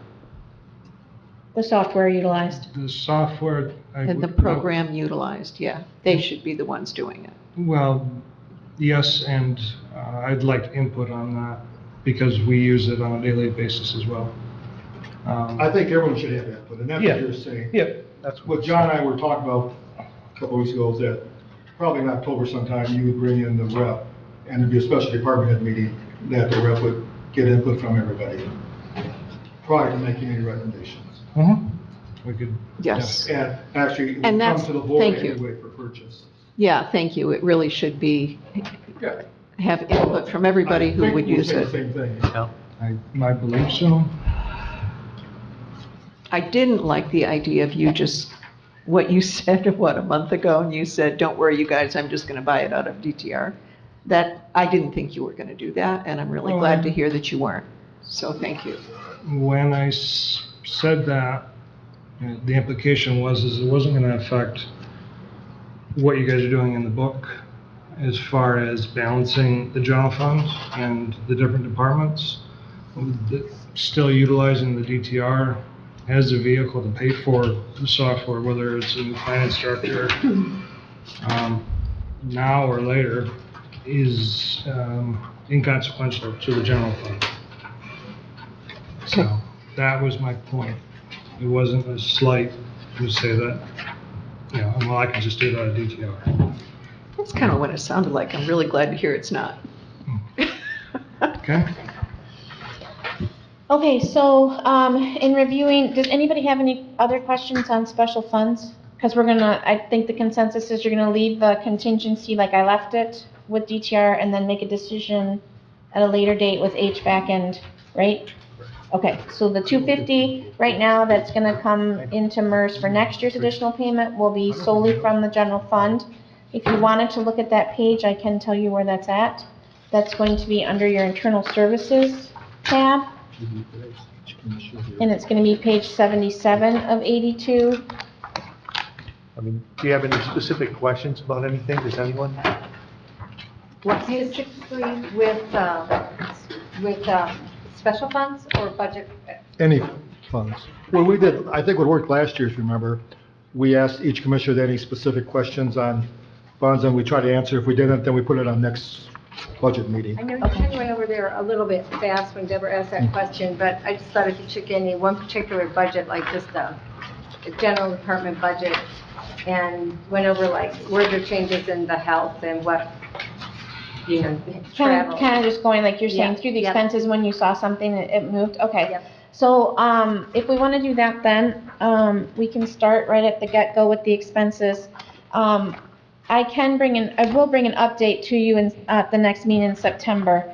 One of the things that you heard at a regular board session was that District Court retiree Carol Stocking is no longer. So her budget has been eliminated staffing-wise in here, so I do have changes. She also, because Grand Traverse starts a little later than we do, she also shared with me the revenue changes. And in one of those revenues, it's less $75,000. So that's a pretty big chunk coming out, which will then increase our fund balance forward. A couple things that will also dictate that fund balance forward is the 2 positions that you created in the Human Resources Finance, the addition to the clerk staff, the increase in the prosecuting attorney's wages, as well as the Register of Deeds. So pretty much everything that we've hit, other than vehicles, will increase this number, which is, if you wanted to take a quick peek, that's actually under the revenue summary, and it's the very first number. I believe that this is going to increase to the tune of about $600,000. I've also implemented your changes, which was to add the boat to the contingency. That too will come from fund balance forward. So I'm hoping by next Tuesday, yes, I'm sorry to say I will be working this weekend, I would like to implement these so that you do have a picture of what these final numbers look like before going in on farther on that meeting on Tuesday. Does that make sense? Jen, there's no pay adjustments here, it's all on contingency. That's correct. So the only pay increases we talked about was the first is you have one contract, which is the road patrol deputies. That's the only 2% increase to wages. Otherwise, everybody else, or if there's a step increase. So when you're looking at page 1, under revenue summary, this number, fund balance forward, will change. That will increase by the numbers that we are adding to our expenses, okay? Otherwise, pretty much, I have made a couple adjustments to the revenues. Like I said, I can go over that with you on the 14th. One of them being District Court. Another one like secondary road, it's less than what's allocated in here because that's what came through board motion just recently. So I have tweaked those a little bit. Since DTR, you're going to leave in that contingency line item. There will not be the transfer in then other than the $25,000 that we have. I did talk with Trudy. If you would like to go to page 7 of 7. I know for new commissioners, one of the things that happens, I can give you a little history, after we produce the audit, we then have a cost allocation plan that's dedicated. The board pays for that. It's through a management team, and they take all of our transactions and they build in what costs are incurred by each department. So the treasurer will have receipting, the accounting is payables and payroll, the clerk will have functions, and so forth. We then cost allocate those line items that I do not cost allocate myself back to the general fund. So for instance, at the top of page 7, under operating transfers and recycling, Trudy had taken that number and gone down to the number of 10,000. I talked over with her what the cost allocation plan actually says for this, and this number is closer to 17.9. So I will be allocating that. You're changing that? I will be increasing that revenue. Her and I had a talk, or a discussion, sorry. And I will also be bringing forward, you have by board motion allocated software as well as new cameras. Those were not originally implemented in when she turned this in June. So I will have new pages on the recycling for you as well. So when we're looking at that, a couple changes we did want to talk about when talking in revenue. John and Darcy did the work behind the scenes with the revenue sharing that we used to hold, which was a fund that we allocated to ourselves. We got to keep the interest and so forth. That ended here in 21. So in 2022, we are now bestowed to the states for when they decide to send us that money.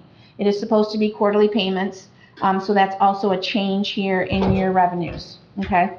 And we can talk about those a little bit more on Tuesday if you wish. But you'll see down at the very bottom when it says operating transfer in direct cost, that is what comes from that cost allocation plan that the board pays for.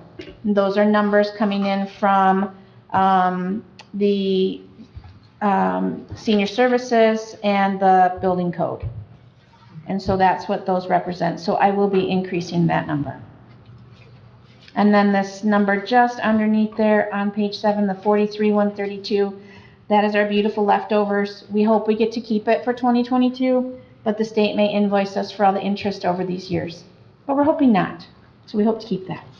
Okay? So the next one was your expenditure summary. We'll go right past that. We'll go to your legislative. One of the questions I guess I do have is, currently with the way the board motions are from the directive of the Human Resources and Finance, typically that will be placed in the administrator's budget. So the staffing level will fall underneath the administrator. So those changes will be implemented here. So there'll be a new salaries, there'll be salaried positions, so there won't be a non-worked holiday. And then from there on, those numbers will change. Okay. Page 1. Yep.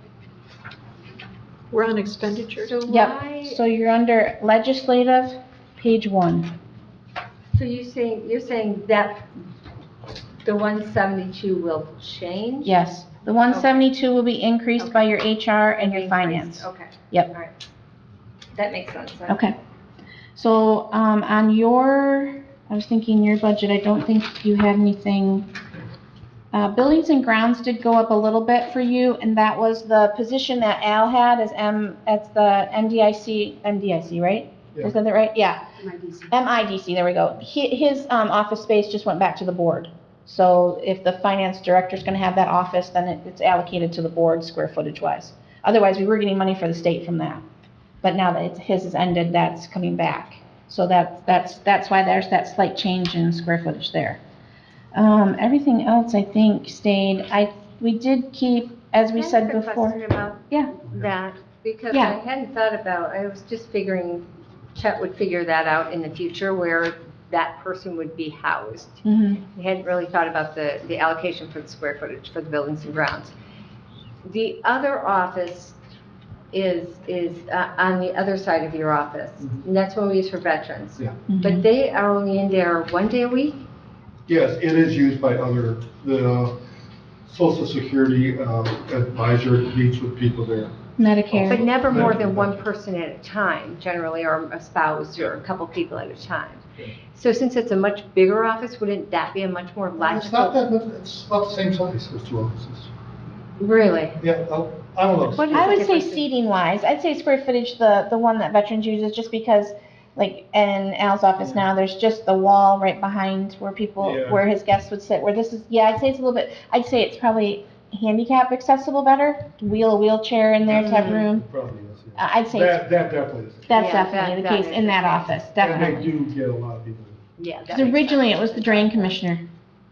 Before we had soil conservation in the basement, that was Steve's office. And Oh, then, I thought he was in Crockers. the other one that Al Crocker's using right now. I'm sorry, in the L Crockers, Yeah, that yes, was Steve's. yes, Yes, that's yes. right. I So it was a remember. smaller side, yep, Yep. yep, yep. Okay. Not the Steve. All right, well, I'm more. All right, Jan, yes. Before you, on the substance, on page Mhm. 2 of 82. Yep.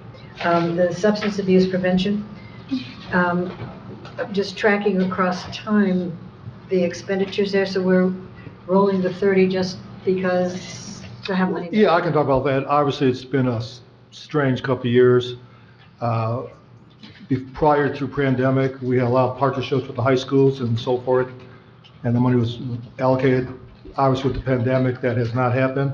You'll be getting a full update at the September meeting. It's on the agenda, and we have proposed new leadership in that will create a much stronger partnership with all the local school districts and for the same dollar amount. So that actually is on the agenda for September. Next week, you'll be hearing a report on that. Thank you. So we're not asking for any more funding. Next page, page 3, the difference is gonna be in your contract, you have a 2% allocation increase to your attorney fees. And that's what that represents. Page 4, no changes with your agreement with Northwest Michigan Council of Governments. And then the next tab is public safety.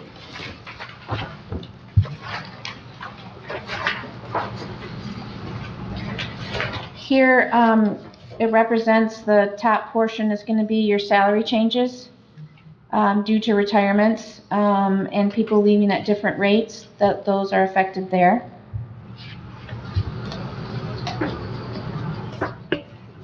So, may Go I- ahead. Okay, thank you. Jen,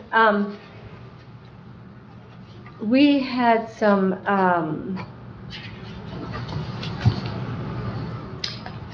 changes to the sergeant's positions over there. Yes. Were those implemented in '21? Yes. Okay. Yep.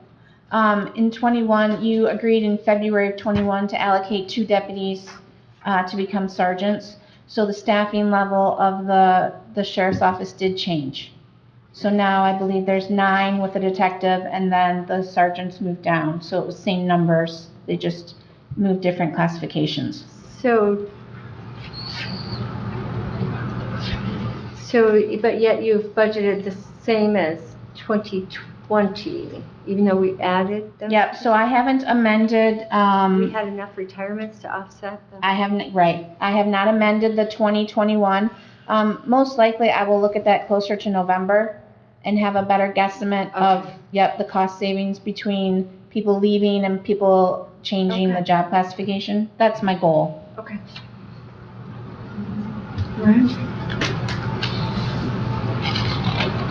And then when you get down to the bottom of the page, you'll see where it goes from 9,072 to 0.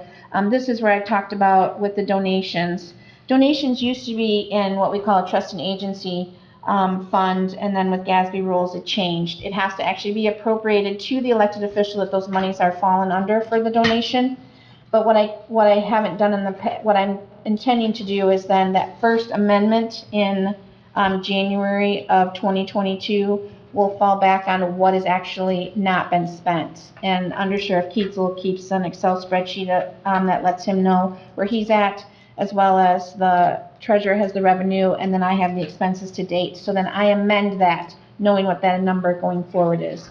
So any donations that you're gonna see in here, they should be 0 as long as I've caught it, to make sure that then at that year, whatever's rolling is spent, is gone that way.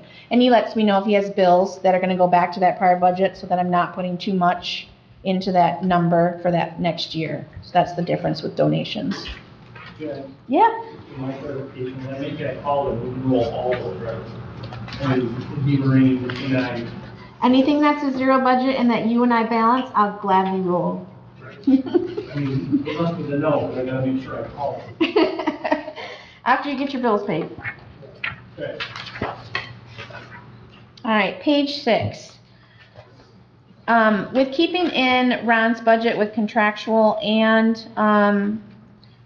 his staff, his appropriation for his salaries, of course, those, you'll see the most, with the most departments having the most computers, you'll see that large shift, because I am doing 100% of his budget. Jen? Yes. For the new commissioner, she's on page 6, and if you go down, she's about 3/4 of the way down, and she's looking at the Computer charges. 301,941 for computer charges rental, just so that they can follow. Yep. What line item you're looking at. In the past, he would come to you for large capital purchases, and then we would amend it, and I could use his fund balance. So what we're at now is his fund balance isn't large enough to allocate those kind of purchases, so it's time to spread it the whole entire budget. And we're not sure what his status will be next year, so there, in this way, there should be money to be able to finagle whatever you decide, if it's contractual or someone on site or what happens there. Education, is that training? Yes, training through the sheriff's department. In this case, yes. Their education could be someone that comes in and does hand-to-hand, anything like that, where education in some of the other departments, being a new commissioner, could be that we order books or online training and stuff like that. So this is for everybody? Yes, that number reflects training for each department, but also reflects different kinds of trainings for whichever office. Every department has. Yes. If they want. They all have education. Just sheriff, he might have training in the jail, he has training perhaps in the Marine. Okay, Okay. thank you. Mm-hmm. Sheriff. Page 8 of 82 is Emergency Services Council mandate. We always leave $100 in there. Page 9 starts your Marine Division. The only change to the Marine Division was slightly with just salaries. If the non-union gets a pay increase, Marine do fall into the non-union wage schedule, so those would be increased by whatever the board approves. And this year, he did also add under 225-331-860 under travel. There was not a prior year budget, and they did add that. And also increased their education.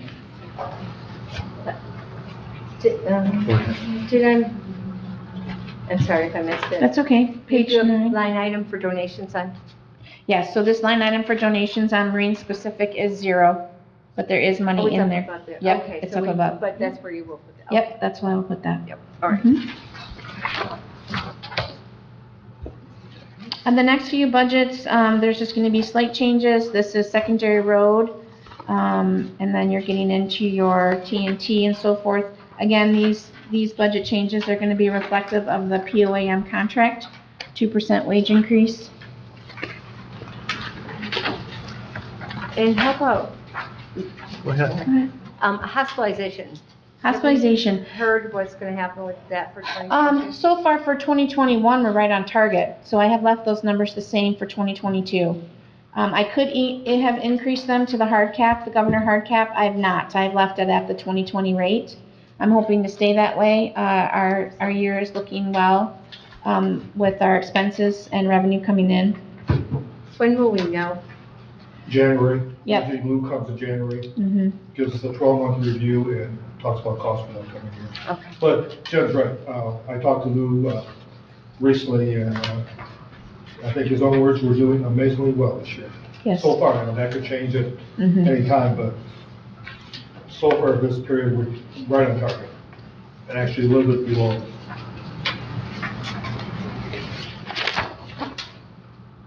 Going on to page 13, Suttons Bay Village. For new commissioners, you do have a contract with the Village of Suttons Bay, and that is for an officer there. As well as the next page, which is 14, which is Leelanau Township. That too is a contracted service provided. So how much do we get from Suttons Bay? Do they pay the entire thing? Well, it's kind of a different kind of, I don't want to say, the undersheriff will be negotiating, I believe, right, for 2022? Ideally, for October, I'll have a contract for 2022 to Yeah. present. It's currently waiting to get it back from Suttons Bay, and then I'll be getting into the Labor Council here, hopefully between now and doing that. We settled on, I think, almost everything. So both Suttons Bay Village and Leelanau Township are allocated an officer and also a vehicle. The difference, I do what we call budget 0. So if the bottom of this says 87,989 for the total budget, I do put that in as your revenue. But we don't charge them everything that's on this list. Instead of charging them for the car, in essence, the true car rental, and Jim and I just had this discussion, and the gas and oil and any repairs that go into it, we charge them the IRS allowable. So currently, we're getting 56 cents a mile. In most years, that works well for us. Depending on the vehicle, they try and give him a vehicle that's not too old, but isn't also new, because then you'd have a lost revenue. You know, you wouldn't be able to make up that new cost when the car costs 30 cents just to operate in our rental.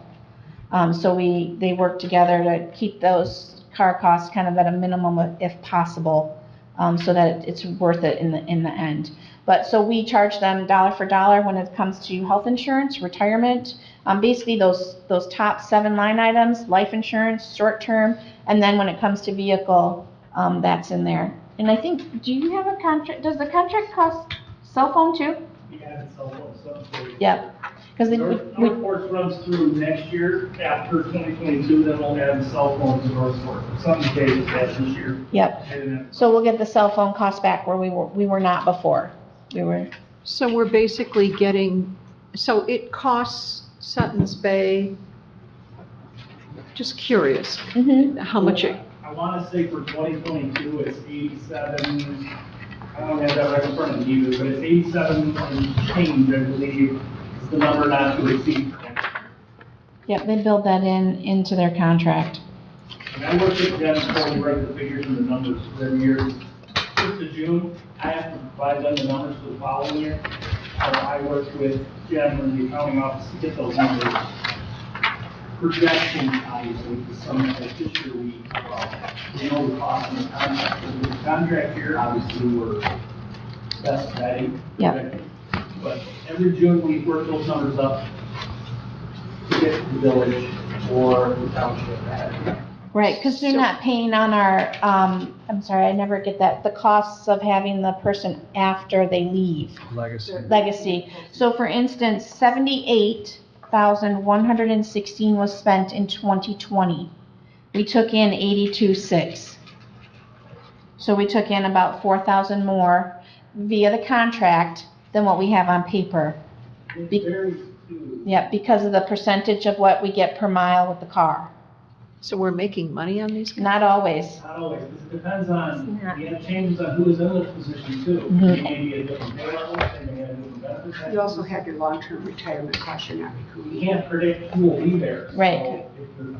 So if the body in that position changes, the benefits and the pay change also. So we have to project best bet, And, if you will. in very simple terms, and originally, the city manager who was new had a tough time understanding this. We're just breaking even on this, we're not making That's the goal. profits. Yeah. But That's the goal. we will not be losing money. And, and it all worked out because they were trying to negotiate a lower fee, and we said, the costs are the cost, It's not like we have any flexibility, this is what it's costing us. And the former undersheriff and I, and the sheriff had some interesting discussion with the city manager, because he had a tough time understanding. We probably said, these are our costs. To prove that we're actually giving you a great service, at really no profit for the county. Right.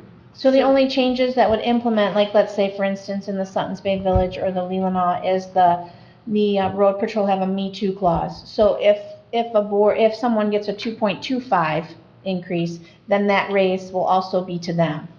So in that case, then the Suttons Bay Village will pick that up as well. But when we negotiate, we're telling them that it's a contract. And so until that contract is settled, we don't know if it's a 2% raise, a 3%, So when you're going in there, you have to have a little bit of a leeway when you're negotiating with them. So what would you say is the reason that Leelanau Township would pay more?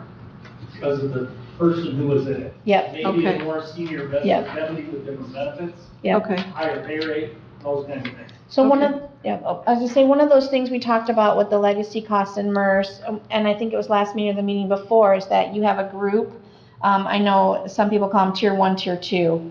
We're just stating they're all the same. They have a different benefit package that's negotiated in that union. The board has negotiated a 7.87 MERS. Some of those deputies are a 20 to 25% MERS. And so those costs, like let's say for instance, I think we could say, they used to have an employee that was hired in after 2013. His legacy MERS was 7.67. He was replaced because he was shifted to a different position, and the person that came in was 25% MERS. So there's the difference. But when we give them that package, like Jim says, when he prepares it, it's the best guess is who's going to be sitting in there. Okay, thank you. You're welcome. Appreciate it. It's a good deal for them. They don't have to have their own sheriff's department. Yep. Right.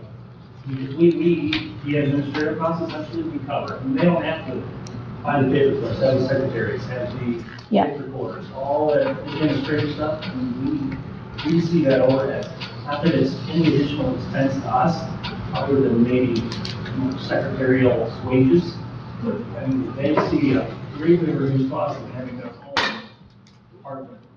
Right, as well as having the undersheriff, the lieutenant, sheriff, sergeants at their disposal when the Yeah, it's a deputy great needs them. service for them.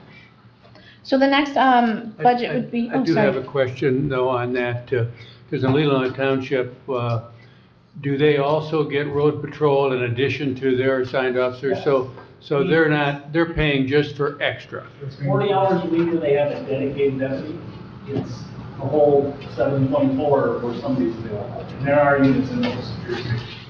And that's true for the village also. Mhm. Thank you. So the next page is gonna be 15 of 82 is gonna be the jail.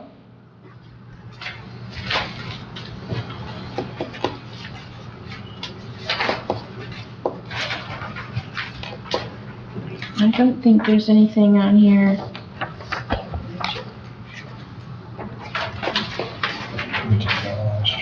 Yep. John was just mentioning on page 16 under capital outlay, we did all of the new monitors and cameras then, so there's nothing projected here for 22.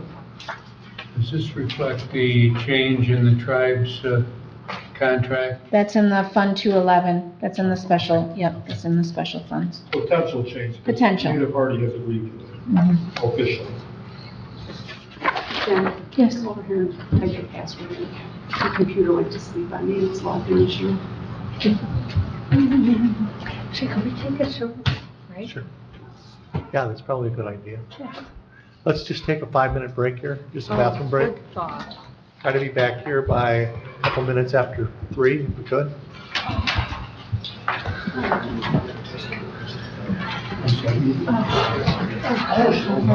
Good thought. 10 days. And she has what?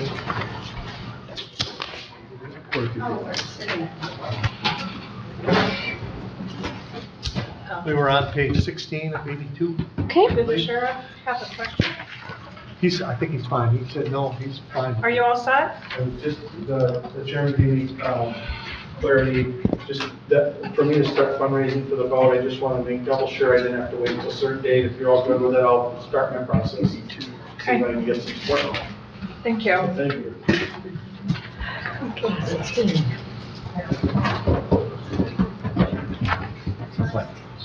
That's good. No, thanks.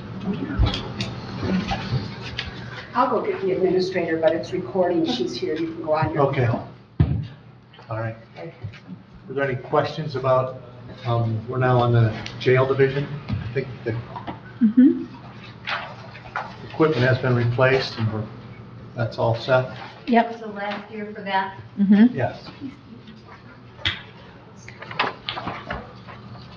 Page 17 is going to be 50% of the director for emergency services and 911. So this is going to be Director Ansorgi's 50% that gets allocated to here. There's also a revenue that is tied to this from FEMA. For Matt, for emergency services, yep. Can you explain what the contract with, is it Radio North? Who's the person that works on our towers? That's, that would be, well, Max? yes. Max McShuda. Is that here? No, not in emergency services. That's going to be under special funds when we get there Jen? to towers. Commissioner Algar was just asking, go back to page 17 Uh-huh. on the emergency services. She was questioning the salary, but can you explain where the rest of that salary? Yep, so it's 50%. His title is Emergency Services Director, and then it's /911 Director. Okay. So here is the general fund portion, and then later on in dispatch is the other half. It's a Okay. true 50-50. Thank you. That helps. The radio communication maintenance fee? Yep. That is shared with the townships? It is shared with the township in each individual department that houses a radio here for the court, the governmental center, the law enforcement center, yes. So Matt's here, his maintenance fee is under the emergency services portion of that. He also has the radios that are not in use. And so we did it by unit when we came up with this maintenance fee. So this doesn't include then what the townships are paying? Correct. So Jen, those units that are in inventory, he's still paying on those? Okay, Yep, it's cost allocated. okay.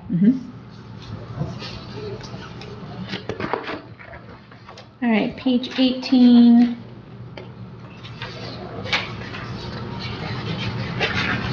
We have been running through, if you'll want to take a look at the very last two, or the last three, but it's COVID-19, American Recoveries Act, and capital outlay. So for instance, I have not rolled anything and I have not adjusted from 21 yet on the COVID expenses that we're still running through his department. When COVID hit in 20, Chet and I met with Matt to designate any and all expenses that are above so that we weren't taking it from Jerry. So our masks and gloves and cleanings, additional cleanings, anything that was COVID related went into emergency management. Our petitions that were here, our plexiglass petitions. Yes, all of that came through here. Anything that was Anything that was attributable to attributed. COVID-19, building wise, Yes. personnel, Mhm. hygiene, Yep. all of the above. And that gave us the ability to go ahead and get, so you can see in 2021 and 2020 audited, that 167, I would say 80% of that Chet was able to get back through that grant. What about the extra cost for cleaning the building? Same. Yes. Yep, that was all approved, we got it reimbursed. Okay. Yep. So when we run into 2021, that same line item is being used for the same services that we're doing this year. What about improved ventilation in the structures? We actually paid for that when we did we couldn't go back. It had to be bills as of January 20th, 2020. Didn't fit the timeline. No, Yeah. we did that, it was all paid for, but it did make a big difference and we were able to crank up the blowers in a much Airflow. rate to get Yeah. fresh air. So, Airflow. yeah, Mm-hmm. we accomplished the goal, but that was done, 2018, I think. Okay. So the next line underneath that one, it's the 225-426-967-021. This is your American Recoveries Act. These are going to be the expenses that you do by public hearing or by board motion. The $18,960 that is in here right now was the first installment of the broadband survey. And I had met with Chet and we had talked about putting that here to be allocated, and then we will need a board motion to pay for the survey in its entirety out of this line item, which is your American Recoveries Act. If you wish to do that. If you wish to do that. Otherwise, I'll move that to a different line item. No, it did not. No, because we didn't have a motion, but we can do it. Yeah. No, we put zero, we have not spent any of those. Right, and this is just allocated at this time. Yes, allocated at this time. So by year end, we will make that adjustment. Subject to change if the board so chooses. That's true. Okay. Yep. So those line items there will probably be for quite a while. At least the American Recoveries Act until I believe 26. Okay. Yeah, as we said, Yep. you have to allocate the money by December of 2024, have to spend it all by 2026. Right. Next page is 19 is disaster contingency. This is also handled by the emergency manager, again by state mandate, so that number stays there. Next on page 20 is your animal control. Animal control is an FPOLC employee, not a POAM road, so the only differences would be here. And I can mention, as you can see on the second line item, where it said 51,224 for rolled, and then it's less. It's less because we have one workday less in 2022. So instead of 261 workdays, there's 260. So we saved 8 hours or 7 hours in every department for every person. So that's that difference there. What's that total cost savings for the county? I'd have to look. I would think it's pretty substantial. I think so. Yeah. Yeah. That's nice to know. Mm-hmm. We should plan on that and utilize that window. Yeah, I think there's once where I've worked where there's been 262 work days, so that didn't fare so well. So I guess it works itself out. Yeah, in the end. In the end. So don't believe there's any changes there in animal control. So the next one goes to justice. So this is going to be your prosecuting attorney. I will bring you, my goal is to bring to you on Tuesday the 14th, the new numbers here that were reflected on what Joe was taking out and for those salaries to be implemented. So this will be for sure a change that you will receive. So that one will be adjusted. Page 24, this is this is 10% of the prosecutor and then a part-time position. And this is family support for any DS cases, which is support or paternity. and that's a part-time, 21-hour employee. And so you can see here, we've got, oh, I can already see I've got a data entry error right there that got missed. So that line 2, that 892 needs to come down to non-worked holiday. So I'll make that adjustment. There, I was just noticing on the computer rental the charges, there is quite an increase. On the computer, for going back to the prosecutor, yes, if we were to go back to the prosecutor, one great thing about having a grant is that grants help pay for things that we love to play with, computers. They received, I believe, 5 in that office, laptops, through the grant. So then those get assigned. Separate than our year's grant, there was different grants and they did receive a Yep, so those get assigned then to them through Ron's budget and get allocated for the software on those laptops. That's why that figure looks, Yes, is a larger yes. allocation than you'd expect. So pretty much, for it. because I think most everyone, I think it was 5 more computers. Okay, thanks. All right, so page 24, we'll move the 892 from worked holiday down to non-worked. That's just a data entry there. And then the rest of that, same thing.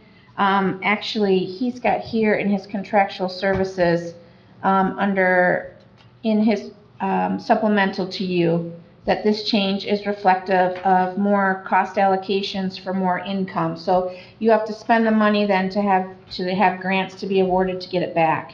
And that's her projection, Peggy received from the company, that's what will cost them. And that's also in the supplemental information. Page 25 is victim services.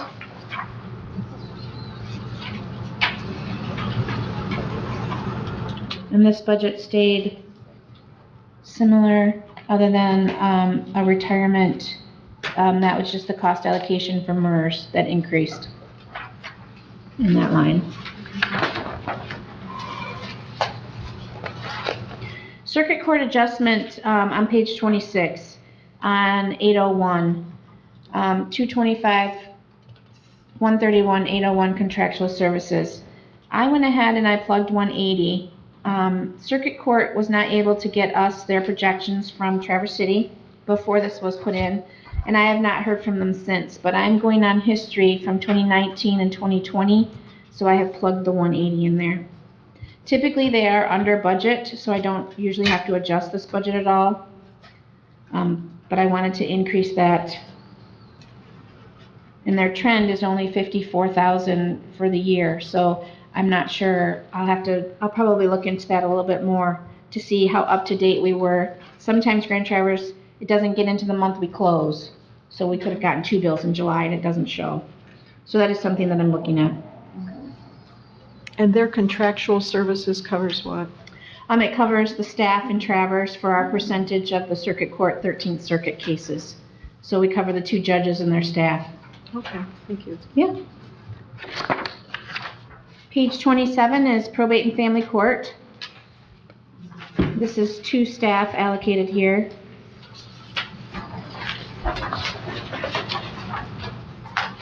Minimal changes here. Retirement mostly.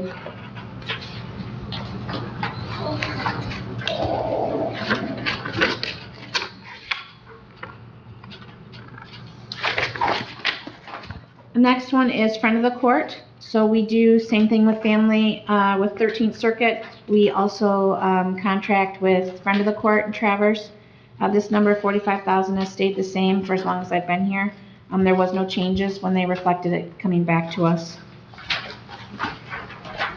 So this gets transferred out to a fund in our special funds. Same with law library. As of right now, with going virtual in the majority of these things, I'm still allocating 7, but I have yet to have moved it in the last 4 years. But it must be allocated, just in case. Page 31 is jury commission.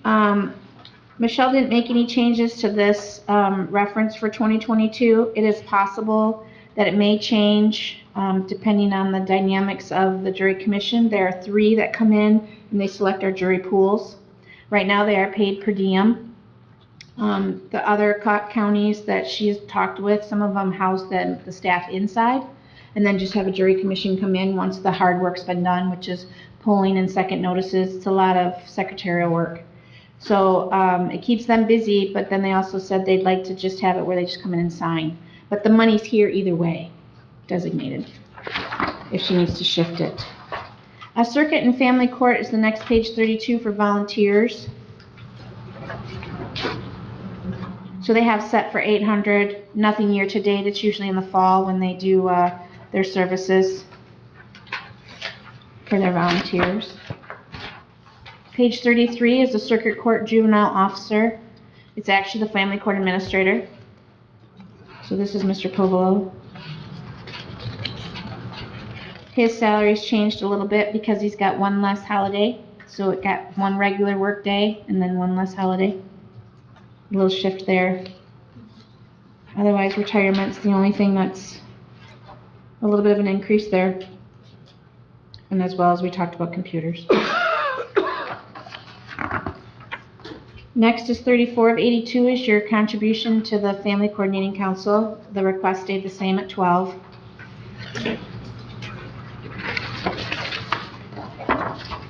Page 35 is your circuit court child care. This supplements 2 probation officers as well as a child care basic grant employee as a prevention and diversion counselor.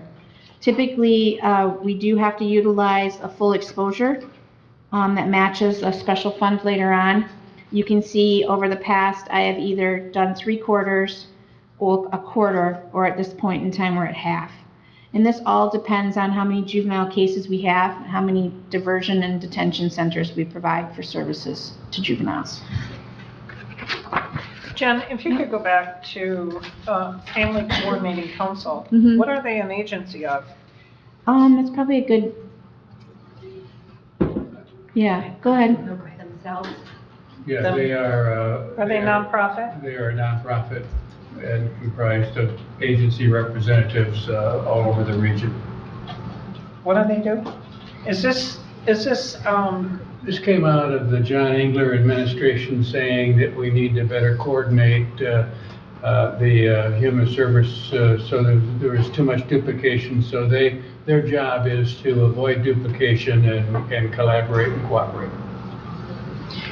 They gave a rather extensive report last year that I think everybody was impressed with what they're doing. So that's something to look back on. who's the director? Sharon Freeman. That's what I thought. I couldn't connect the two. The woman with the purple hair. That purple, yeah, that's exactly what I was.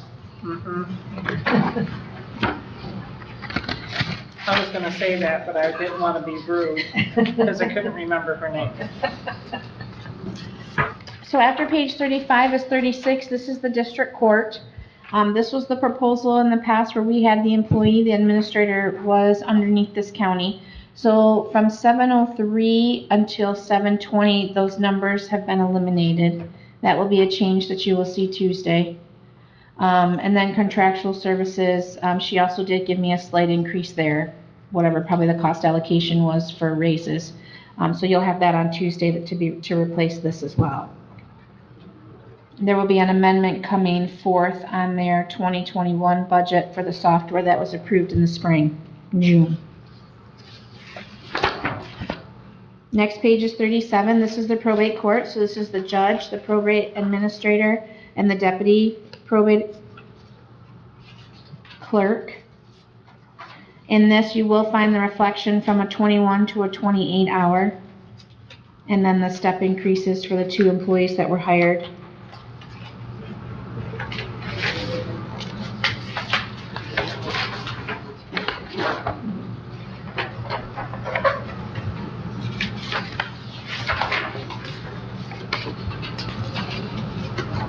She did add, per request, underneath the probate, page 38, the second one from the top. It's called Mental Health Services. She's requesting $1,500 for that. That was an addition, as well as guardianships. What is it for? Mental Health Services. It's when they have to pay, I believe, to have a, Evaluation? yep.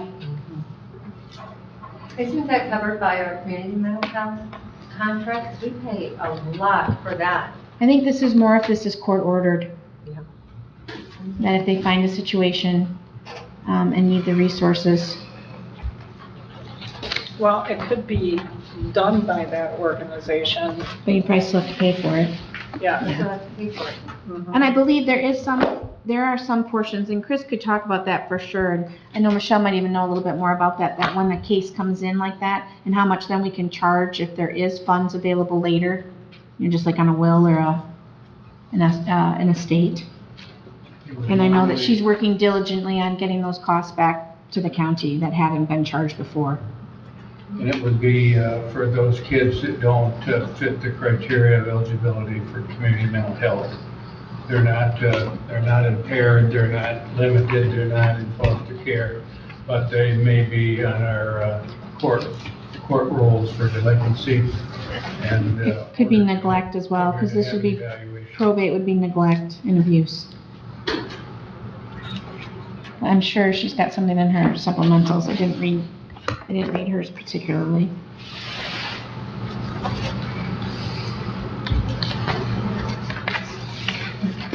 Any other questions on any of this? We're gonna just continue going through it.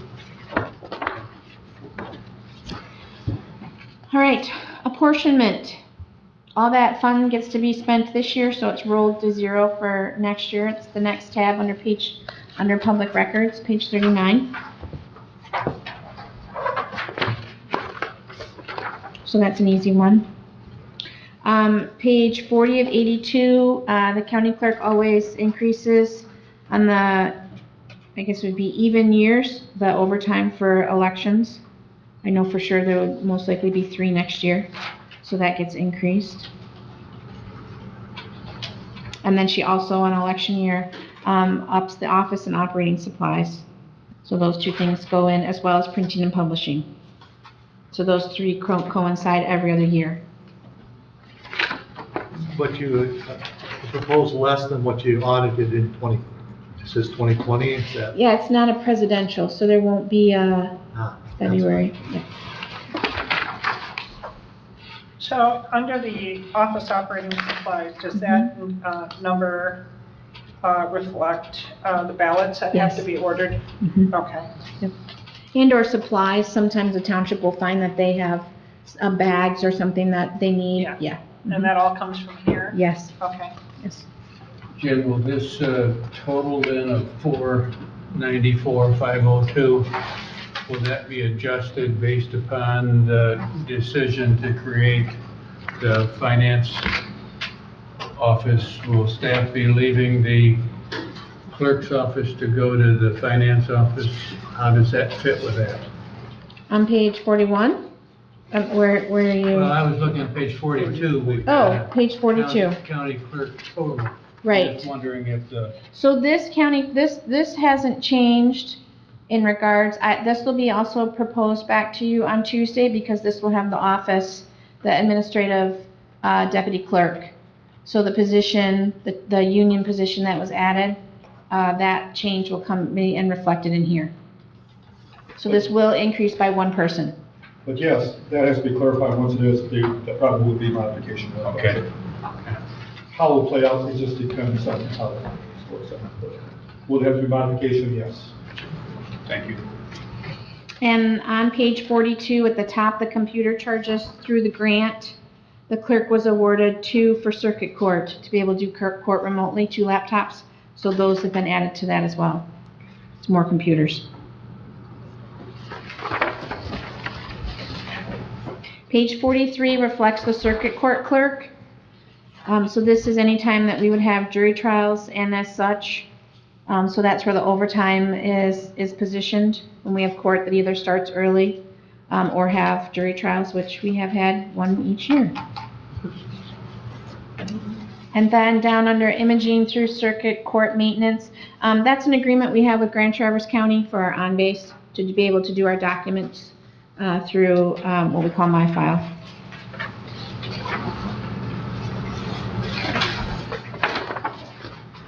Page 44 is the treasurer's office. The salaries line items did change for step increases for the 2 staff.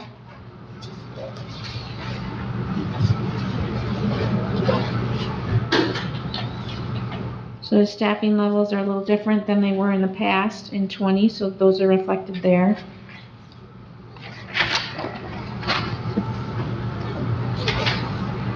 And then nothing new presented.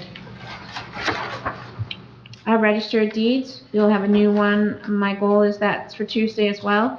This will reflect in the salaries from a part-time position to a full-time position. There will also be the step increases for the elected official and the chief. And those will be represented there.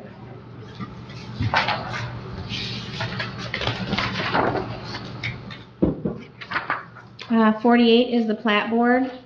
This is with the Register of Deeds. This just rolls until it comes to them if there needs to be a plat board meeting. By statute, that money is allocated there. Page 49 is the Equalization Department. Currently, we are projecting for 2022 an interim. There's also a property appraiser. That was kind of like in between when we were putting this together. So we're bringing forward also a new Equalization Department budget, including the salaries for that staffing level. So there'll be a slight modification there. Probably will go down just a bit, right? It goes down but then goes up. So within the budget that Chet had, the property appraiser was able to come in at what not the start or didn't, you know. But yes, that also may need to be amended when the interim process changes. That would be different. They are asking for, and I know that's in their supplemental, under the last line item on page 50 is purchase under $5,000. I believe it's a new printer, copier, or not copier. I'm sorry, laser printer, I believe. But there should be something. A laser of color. Is it color? I think it's color. It could be color. Color print. But it's not what he uses for his mapping. So it's a color printer in the office. Not everybody has color printers. Why do they need a color printer?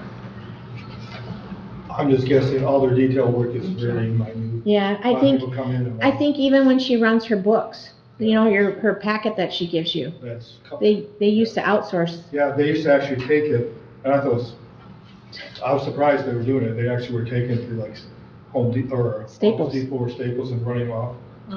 Because now they can run it internally. And then she just has to have it bound. Yeah. Remonumentation, I kept it at 31. I haven't talked with Trudy. She would have made it less or more. These are one of the things with the state too. You kind of plug it in and then hope that's what the number is, but it is tied directly to expenses. The allocation, the revenue and expenses match. All right, next is Human Services. That's the next tab, page 52. So we have health services for 100, and then the contribution to the other agency. We did and finished up the special project for digitizing, as well as in 20, I did have the child care fund pay back what was owed to the general fund. So that's why you'll see carrying those zeros there. I believe in the supplemental, they asked for their standard 2% increase.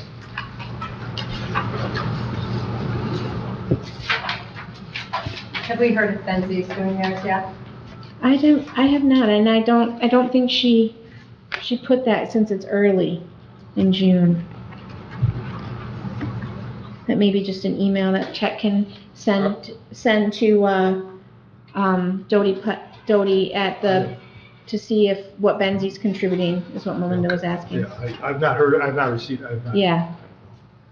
I think before you have asked her to come in, and that's up to you.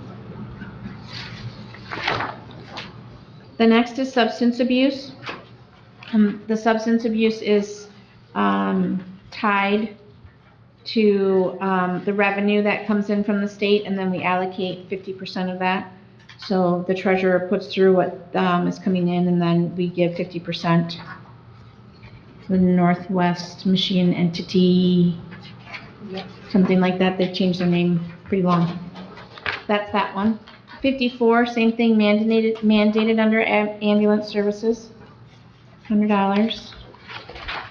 Medical examiner, current contract, I did have Johanna look into that as well. It stays at $58,596. So the only thing that may change after that is if we have transport services or forensics, if there's a change that needs to be amended. Otherwise, we're rolling from 21 to 2022, and we did well in 20. So that's a good thing. Page 56 is your mental health, your contract that you have, long-standing. 57 is the Department of Human Services. This is a transfer out to a fund under special funds. Goes to the Department of Human Health and Human Services for $15,000. There was no request of change for them. 58, oh, sorry. I'm sorry. Yep. The mental health, that goes to who? Northwest Community Mental Health. Is that community mental health? Northern Lakes. Okay. Community Mental Health. All right, thank you. Yep. The Veterans Burial is a benefit that is paid to a spouse or family member of a Leelanau County veteran that passes. So the veterans kept that amount the same at $10,800. 59, the county also allocates through the American Legion to place markers at grave sites.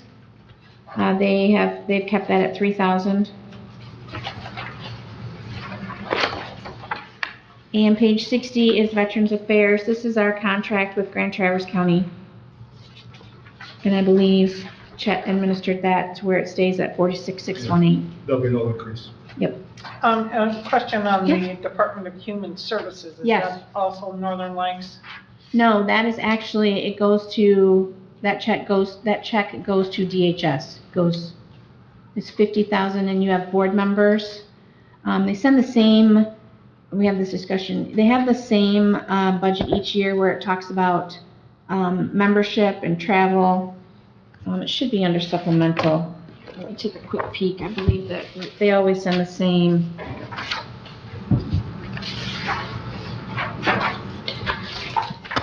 And maybe this year they didn't send anything because it just, yeah, Department of Human Services supplemental is page 152.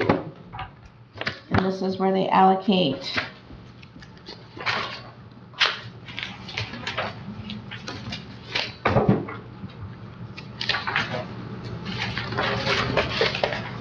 Typically behind that, they used to put a budget for you, but it hasn't changed in various in years. So it's basically for Leelanau County residents who are not eligible for state or federal funds. And these funds fill the gaps in that service. Page 152. My understanding on that is that we share the office with Grand Traverse County. It's a joint operation, but then they have people in that county that don't meet their criteria and they pay for that. And this $15,000 pays for Leelanau County people that fall through the cracks through DHS. Mm-hmm. Also pays the stipends of the Leelanau County DHS board members, per diems. Yes. Who's on the board for Leelanau County? Greg McMurrow, and somebody else. Smith, Mike Smith? Yeah. Okay. It's connecting the dots.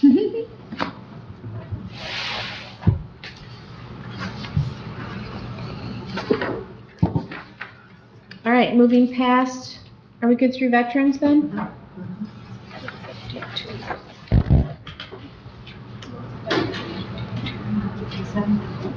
Well, no. Are we on resources management development? Yep, page 61. Mm-hmm. The increase here is a slight, with the contract with MSU. So there's just a change there. Is that a built-in? What's that? Is that a built-in? Yes.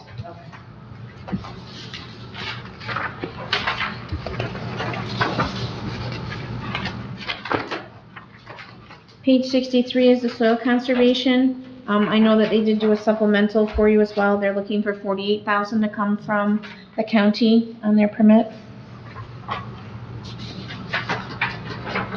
And then their computer charges, that's just the allocation, just because I did do the full 100% of Ron's budget, so that's why that's increased that much. Buildings and grounds stayed the same. We were able to stay within those parameters of Jerry's budget, not to have to make an adjustment to everybody. Next is the planning department, page 64.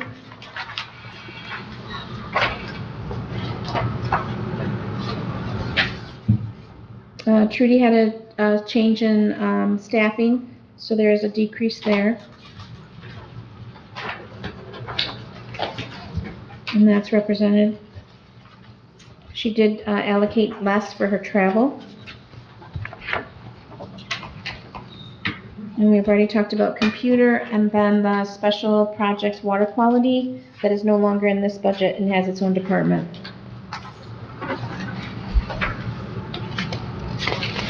I'm sorry, would you repeat that? Yep, so the water quality, the special projects that used to be on the second line on page 65 from the bottom, now it's represented in its own budget.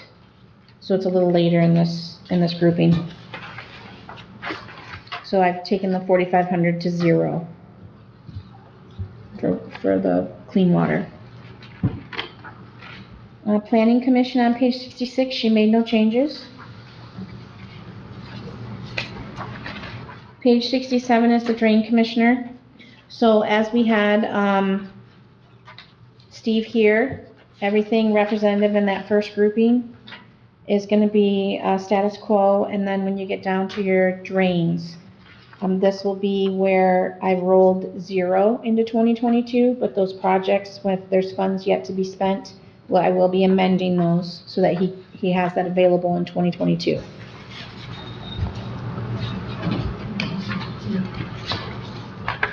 So that starts with 967. Yep, the special projects.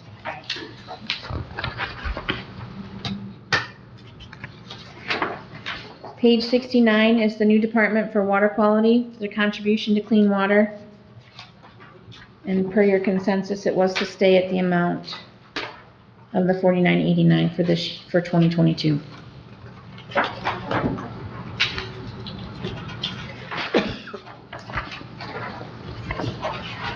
The next budget is under tab is Internal Services and Transfers.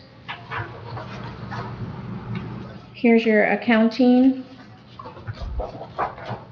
There's a slight change with the staffing levels and the salaries for the new employee.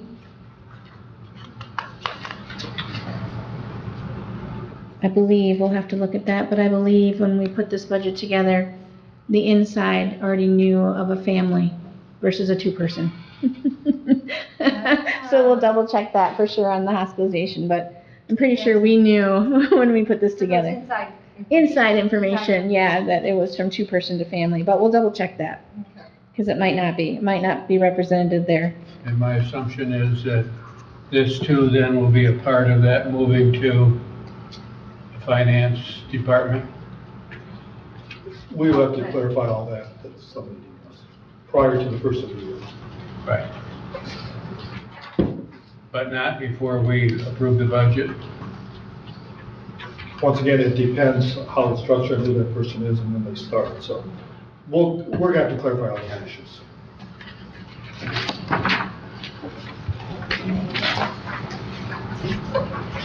Otherwise, nothing else changed there. It probably will be at the October board meeting.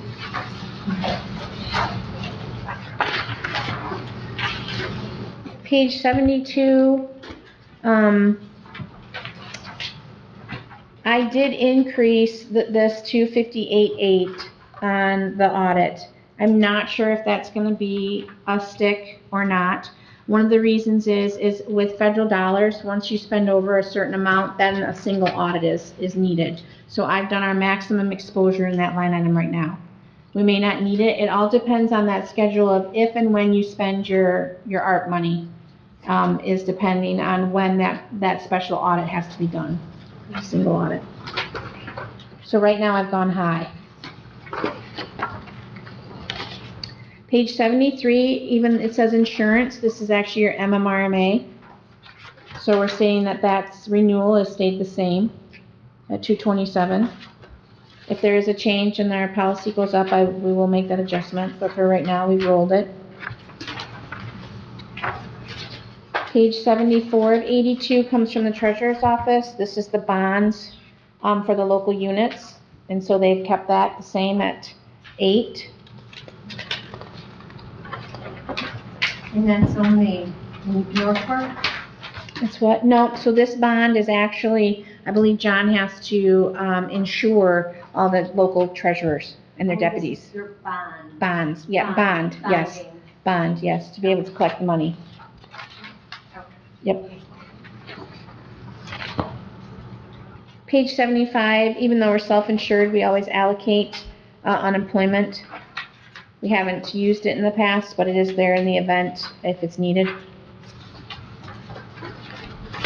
And self-insured means very similar to Blue Cross Blue Shield. It's dollar for dollar when we're government versus a percentage that we pay in to the unemployment agency. Page 76 of 82, Peterson McGregor was here. They talked to you about your increase to your workers' compensation, so that has been implemented into here. And page 77, our favorite talk is our MERS pension. Can we go back? Oh, sure. 76, Mhm. workman's comp. Yep. Year to date, right now is 25,455. Yep.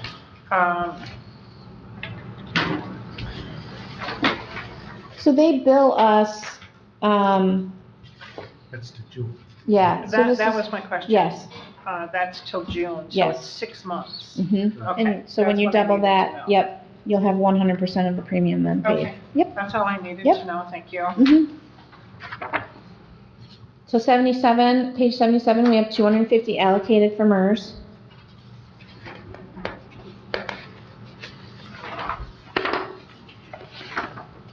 Page 78 of 82 is going to be your Parks and Rec. Right now, you have a full-time employee partition between Buildings and Grounds and Parks and Rec, and then we have a part-time employee seasonally hired to help Scott at the parks. The temporary office assistant line item is used for minute taking, if there's someone outside of the offices here. The non-worked holiday is in reference to the union contract when Scott has Memorial, July 4th, and Labor Day. And then per diem is allocated to the committees and commission. So these salaries are part of Scott's wages? Yes. Which are union. Half, isn't it? 50%. Yep. 50% here and 50% in the park. He's non-union? He's union. Yep, union. But that's also the person that's helping the part-time person. The part-time person falls under it falls under seasonal, so it's a union paid, but it's a seasonal position, yes. And there's allocated so many hours, I think it's 540 or 520, I'd have to look at the staffing level. Pretty much half of what's got. And then we left in the 45,000 for capital outlay. And the 4,000 for anything under 5, which I believe was the consensus at the last meeting. To leave that there. I would like to discuss the per diems here. They have doubled. And I think it goes back to all of these breakout sessions. And personally, I would really like to see Parks and Rec tighten that up a little bit. I'd like to use those dollars for the parks as opposed to, you know, per diems, 2, 3, 4 times a month meetings, I think is excessive. How could we fall, who could we compare? Planning or solid waste? Yeah, what could we? Planning would have been just prior under resource and development. Let me see.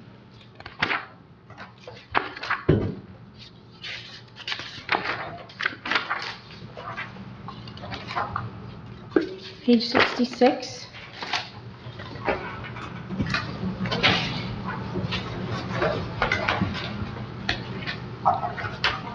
Planning Commission has a per diem budget of 5,000.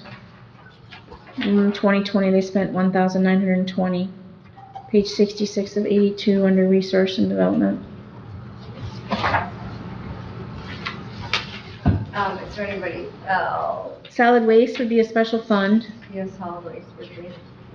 That would be under special funds, which would be recycling, which is 230.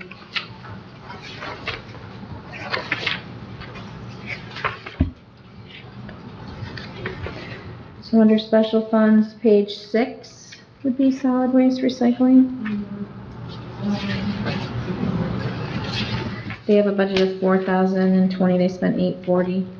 Probably due to Zoom too, yeah, you'd almost have to go back to 19.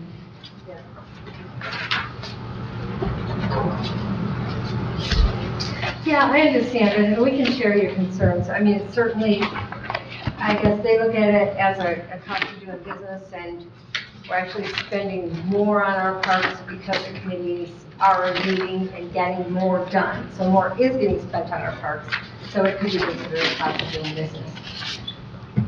I guess, it's one way to look at it.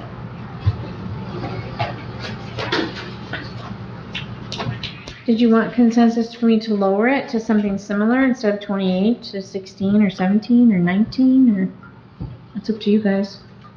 I'd like to see it rolled back myself, and have them, work within the parameters.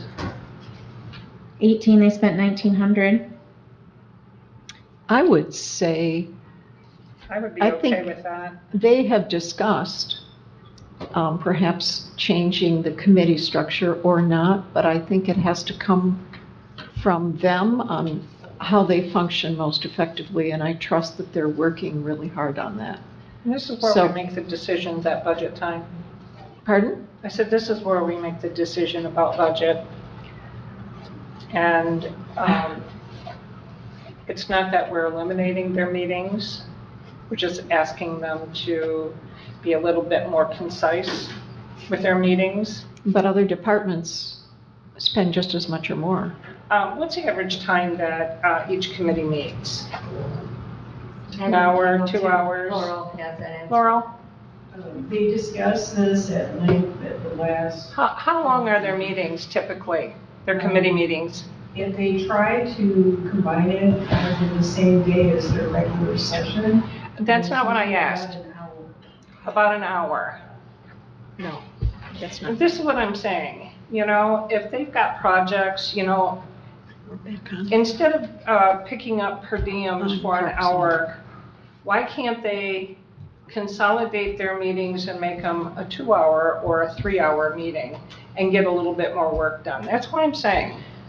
The other thing to consider is a couple of the 2 of the 3 committees is extremely active, and it doesn't end from just coming to a meeting for an hour. They spend time outside and are not really compensated for doing research and talking to other people on different functions of it. Is that anything different than the Board of Commissioners do? No, and I don't disagree with that, but I think that they were a little disheartened that I can understand that. I'm sure that this board here spends a whole lot of hours outside of sitting at a desk and being paid a per diem. There's no difference there for me.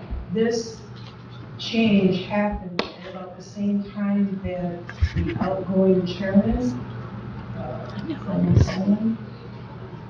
Greg Was, Julian? Steve, Julian? Steve. Yes.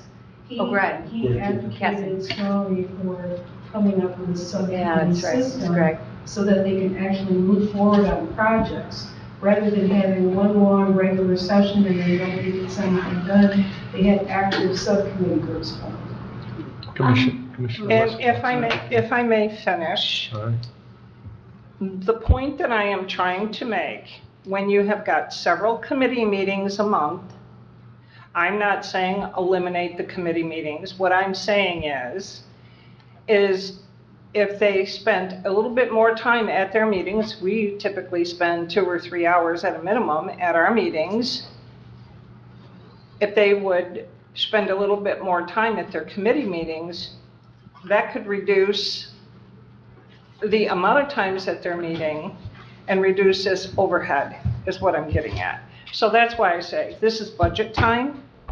this is where we can make the adjustment. Mr. Wesson.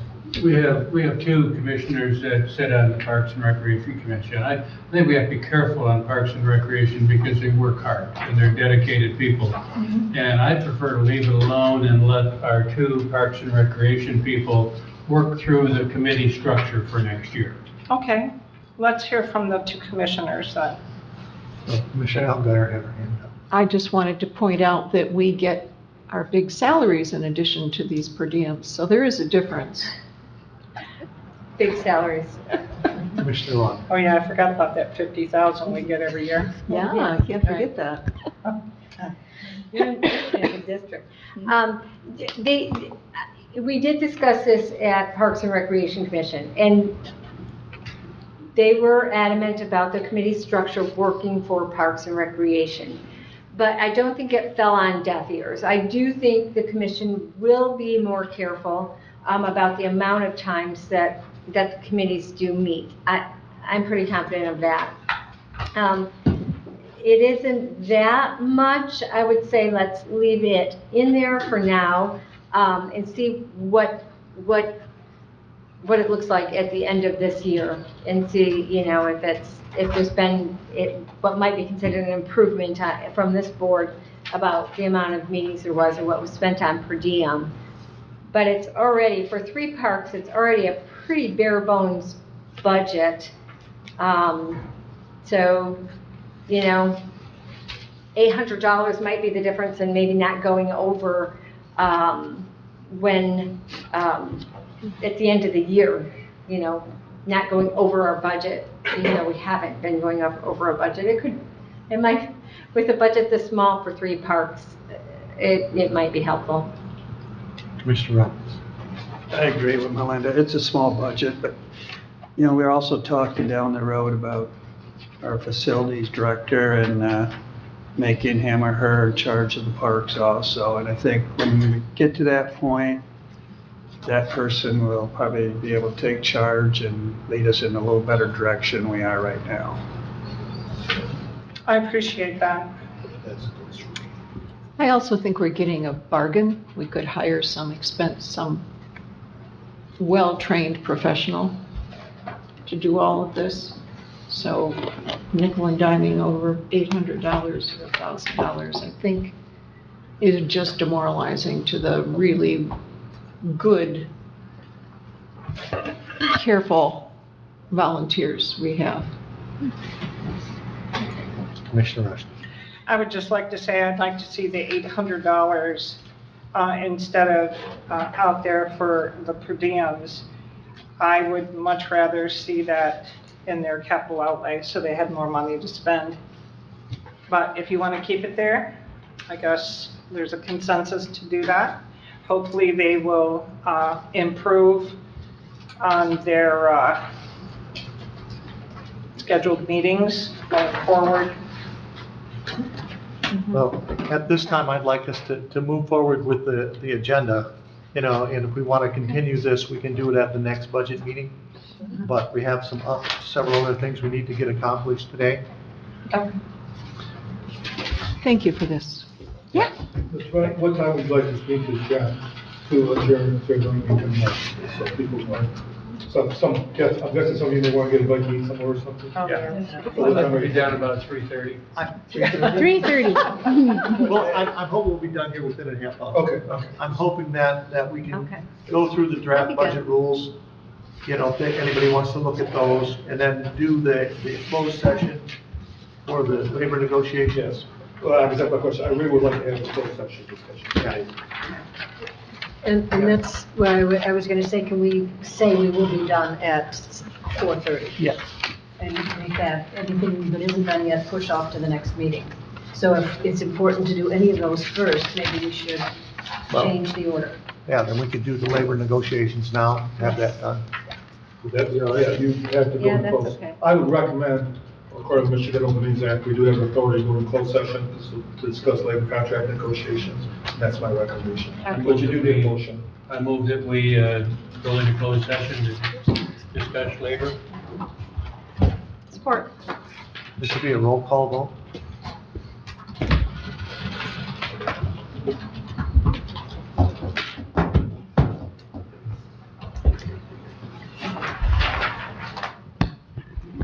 Commissioner Wessel, Yes. Commissioner Alguier, Yes.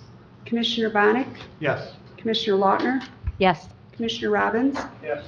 Commissioner Rushton, Yes. Commissioner Sotoslittle, Yes. 7-0. Okay. And this will be a quick discussion. Well, I thought that was a good idea, but I don't need to do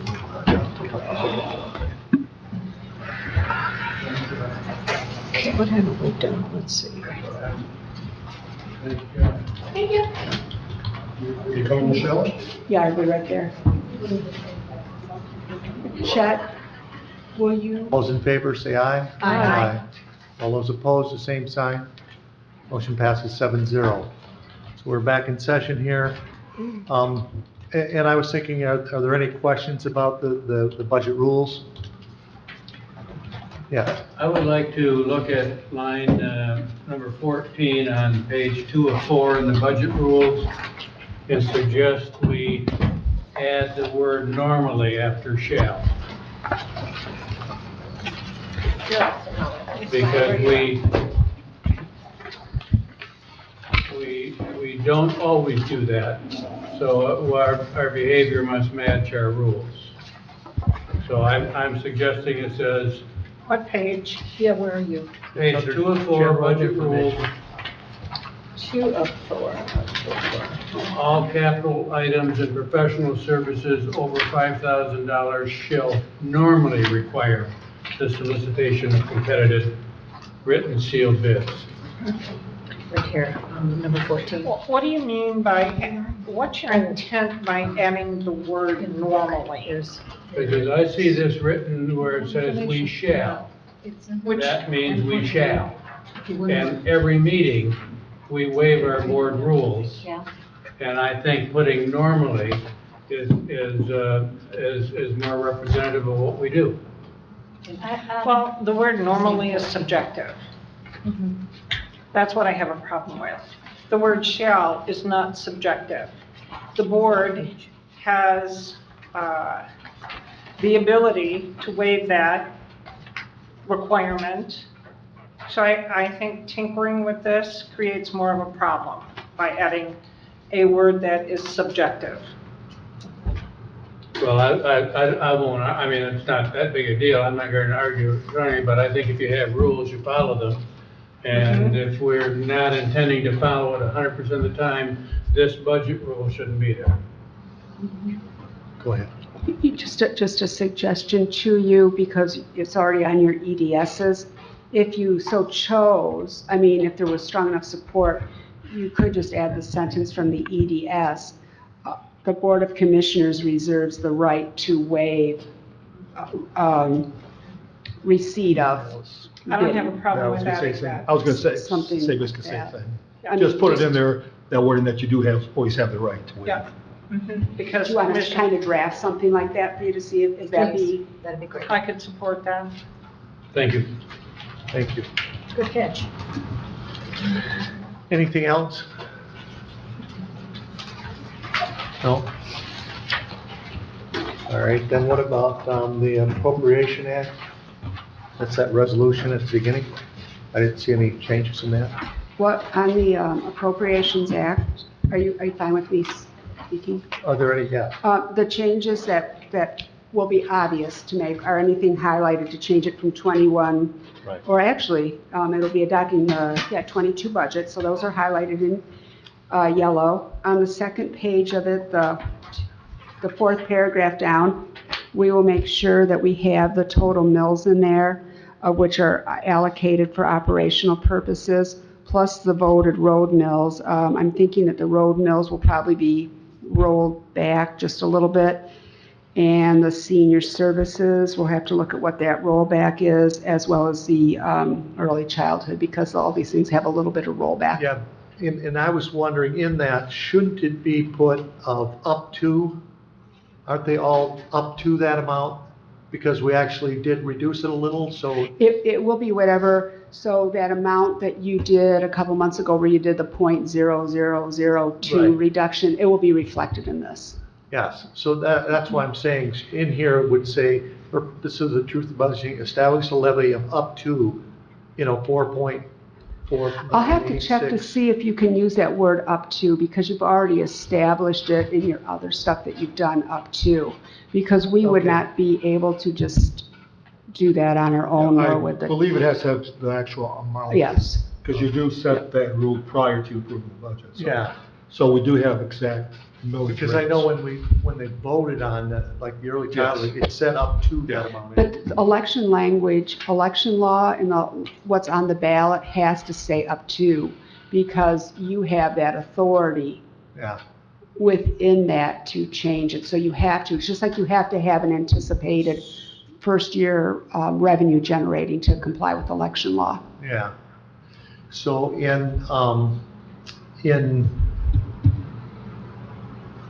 like the $29 or $35, then if we put that in here, then do we have to charge the $35 for the solid waste? I think on your election, when you did that, because wasn't that a 10-year election proposal? And that's not a millage rate, so I think there's different And it's a laws. little bit different because there's a different, when you do the recycling for the 29 or whatever, 35, whatever that was, that's voted on a per jurisdiction basis, where these items in here are voted collectively, where it may fail in one, pass in another. If it evens out, it passes, where those are all individual.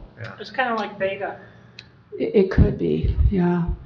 Yeah, because I think she's not recommending this year that we go all the way to the 35. And she may not, and that's why She you're did send an covered. email, I think she sent to you and copied me, which is keeping the same. Yeah. She's not asking for an increase. So I didn't want to put things in here that we're not going to. Right, so from the financial standpoint, we're looking over here and what our laws are to govern us on I think election. the clerk is correct, we need an exact amount. For example, the millage rate you approved this spring, you can't during your budget process just change it. Okay. So that's why there's specific amounts, these amounts that you approved prior. Okay. Yes. Michelle, this specific highlighted yellow, be it further resolved, is this new? No, it's always in there every No. year. It just Okay. gets changed. And it It's was highlighted because of the highlighted. millage rates. It's highlighted to show that that's going to be changing. I gotcha. Laurel prepares this, and then before we go to publication, once we get it done, I could probably do it now. I will That's check okay, I these- just needed to. That's yeah, fine. Yeah, That's the only thank you, I reason. appreciate that. Were there any other questions then? This is the biggest change every year. Yeah. Right. I was going to say, what am I looking Yeah. at different? That's why I asked the question. Thank you for that. All right, so I think then that brings us to future budget work session topics. Yeah, it's scheduled for next Tuesday after the executive commission, or after the executive committee meeting. I would like to start off where we left off today with the budget bug. And I think sometimes we forget that we have a couple new commissioners. So I think it's really helpful that we go through that. And one other request I would have is with Jen, as she presents that, if she's going to present this next time, if she would just slow down a little bit. I can guarantee you that I have a difficult time trying to keep up, find the page, so on and so forth. So the new ones, I'm sure they're lost. I was gonna tell her to She speed is- up. Well, okay, you can have a private session with her. Go ahead. One thing I was wondering, I had written Jen a note to go over it with you, and I think it might be a good, just a good refresher and plus very beneficial to the two new commissioners. If she didn't, is to understand the flowing of the funds from the general fund to the actual funds and what comes from the funds back to the general fund and how you generate your revenue. Because there are certain cases where we're pushing hundreds of thousands of dollars out of the general fund to these separate funds because they're not part of our overall budget, and how we're collecting revenue over in the special funds, they are feeding our general fund. So if you're okay with that, I'd like to see her review that with you. Yeah, and the other thing I think that we could add to that is like, in the contingency fund, what's required? Okay, like the percentage that's What are the required. percentages that are required? Just different information Oh, like she's that, with so that. that we're all very clear. We'll give you the percentage that's required, plus we will always go a little bit higher because of the fact that we're in the process of having negotiations for so many union contracts. We do want to make sure it's enough, especially when it gets to year end. From an audit standpoint, we want to make sure we have enough if there's any overages. Oh, sure. Okay, sure, I'll do that. Yeah, so I think that would be a good thing to just kind of review, like you say. Okay, on sure. How the funds operate Got it. and all end up segregated in here.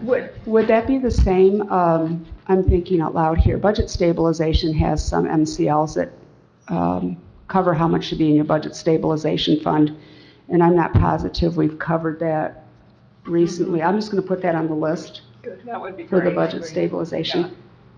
I won't tell her yet what I've committed her to, but yeah, we can get that together. Thank you. We're good. Sorry, nobody opened the door. Locked out. Yeah, well, I kept watching the door and it wasn't open, so I was like, you're both out, you're still all in closed session. So then, that brings us, Was John going to do the DTR as a part of the budget process? He talked about coming in and going through that with us. Do we want that as part of this, or that would be for next Tuesday. for the Can budget? you have it by then? What is he having? I missed it. Just the funding and the revenues. Yeah. Yeah, Revenue I and think that also should be included at that time if he's ready to present. It'll just, go with all of the other funds and how they interact with one another, so. If he's prepared. Oh, revenues. Yeah. Oh, that was so nice of you. I'll put a question mark. Anything else? And then we'll start at the book where we left off. I should say I appreciate all of this. Yeah. Because yes, So then, it's a we big, have the next date as September 14th. Do we want to look then at another date, or do we want to look now? Are there any other issues that we missed, does any commissioner, because I think we're getting pretty close to the end of the project, or the process, but I want to make sure if there's any questions. I looked at the memo that you got from me, I think we covered pretty much everything on there. If we're gonna go through the books here Tuesday, I think we're pretty much at the end of the process. I think we were also planning, I don't know if she's thinking Saturday or Sunday, we were going to update these numbers this Yeah. weekend Yep. to try to get you new numbers. So you want the commissioners here Saturday or Sunday?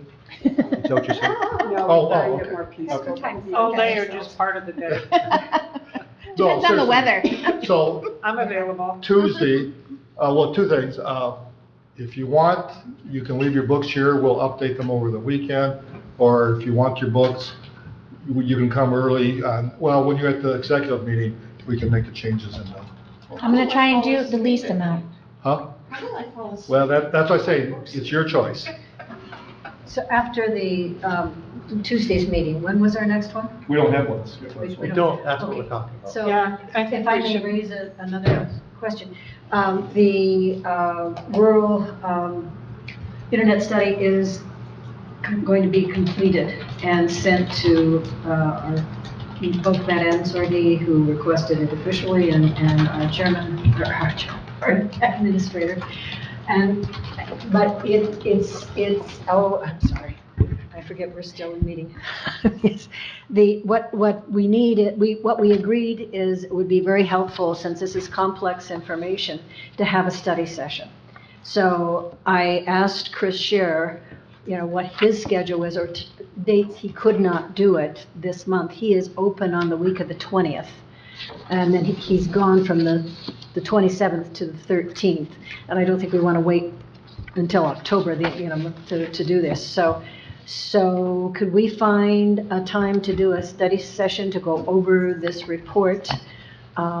It's going to be extensive, and you'll have it in time to review it and then be able to go through it. But you're going to want him to go through it page, map by map, page by page. Go ahead. Will this impact our budget? It will impact probably the ARP funds. It may impact our budget because we've talked about some things. No, those were all in the ARP funds. No, it won't Okay. impact our budget. Okay, personally, for me, I would like to do this in October. I would like to get us through budget. But I'm assuming you want to do that before we do any of the any of the discussion on the proposals. It can be our first ARP meeting discussion, could it not? My township is desperately waiting for the data. And because they're trying to put their plans together for the American Rescue Funds. And so they knew this was coming. We told them we'd get it in August. It's now September, and I think it's timely. I'd prefer to have a study session just right before the board meeting on the 21st, maybe. Well, the problem with that is, I have other board meetings scheduled that day, So is there starting another at 3 day? o'clock.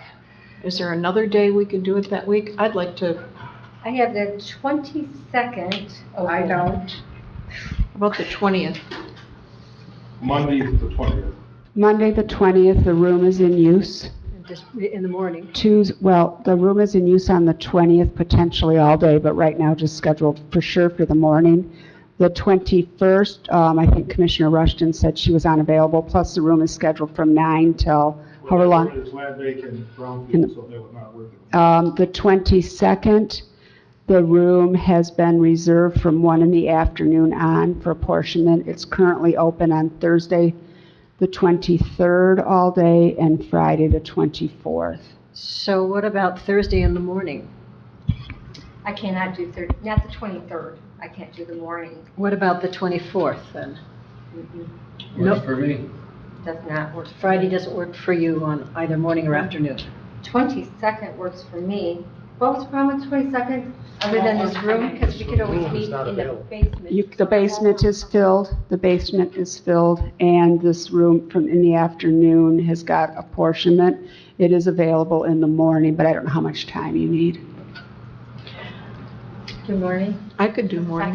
Second? On which day are we talking? Second. The 22nd, I thought someone had a commitment, I think, on that. So what about the 20th? The rooms are full. What about our meeting room? What about our conference room? You have no way to tape down there. Does it have to be taped, or can we do minutes? It's a meeting. It's a budget. I know, but it's a clerk's minute taking. Well, are we talking about a budget meeting or are we talking about a special meeting? We're talking about the special meeting, actually a study session. Oh, it's special It'd be a study session. session. Oh. Yeah, so we could meet The 20th is in a different room for a special, study session, right? It would have to have the ability to have people, I know a lot of people want to know about What this. about like 3 o'clock on the 23rd? Is that too late for people? Works for me.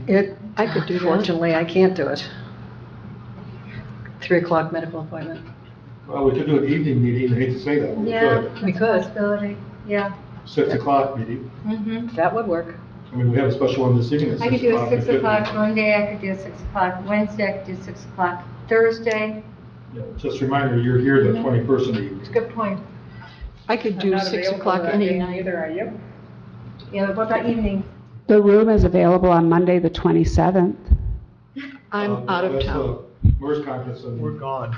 They're four gone. commissioners will be on. Oh, So how about in the evenings, the week of the 20th, except for Tuesday? I'm available Monday, Wednesday, Thursday, Friday. What did you say on the 23rd afternoon, 3 o'clock? Yeah. How's that work? but that doesn't, Patricia. I'm in Traverse City with medical appointments. But you could do 7 o'clock? I'll be back by 6, before 6. I know we're terrible. How about 6 o'clock? 6 o'clock on Thursday would work fine for me, Works for Yeah. me. which is the 23rd. 23rd? All right.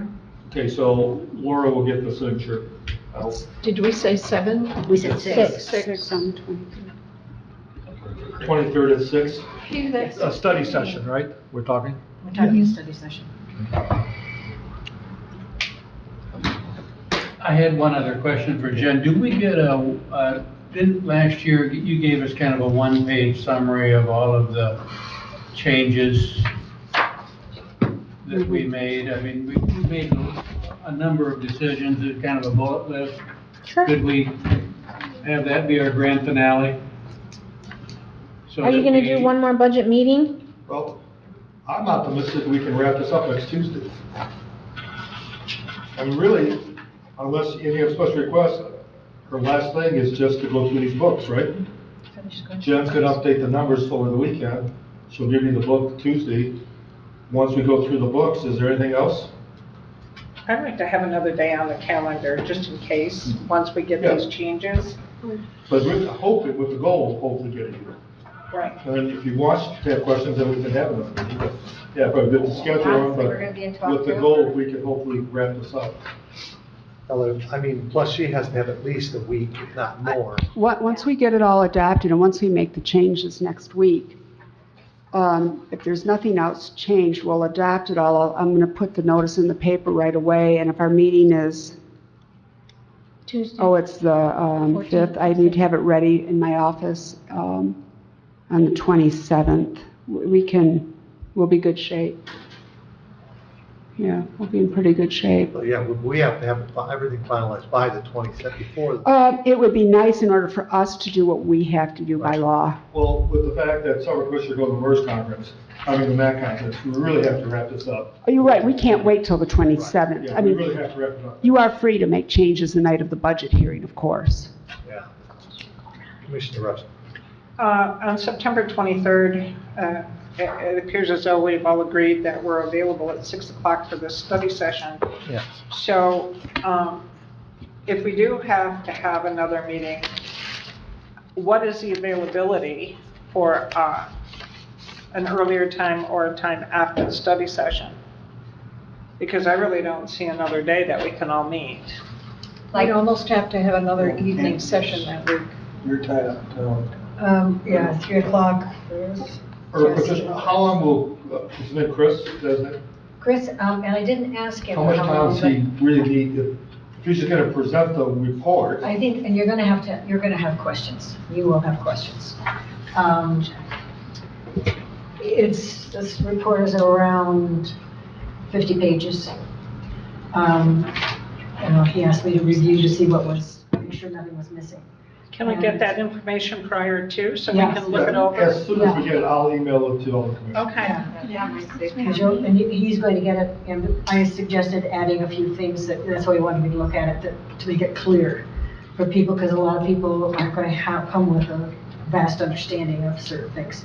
So he's adding those pieces in, and he should have that done in a day or two. So he'll be able to get it out next week. And then if we could get some sort of a I'll ask him to- timestamp, that we might, in the event that we have to have another Right. meeting is what I'm trying to, You wouldn't want more than 2 hours, for sure. But Okay. you might be able to do it in an hour and a half. I know he can't do it in an hour, because I know you'll have questions. and then the other thing is the availability prior to the 6 o'clock. Does anybody? We could do probably 5. Okay.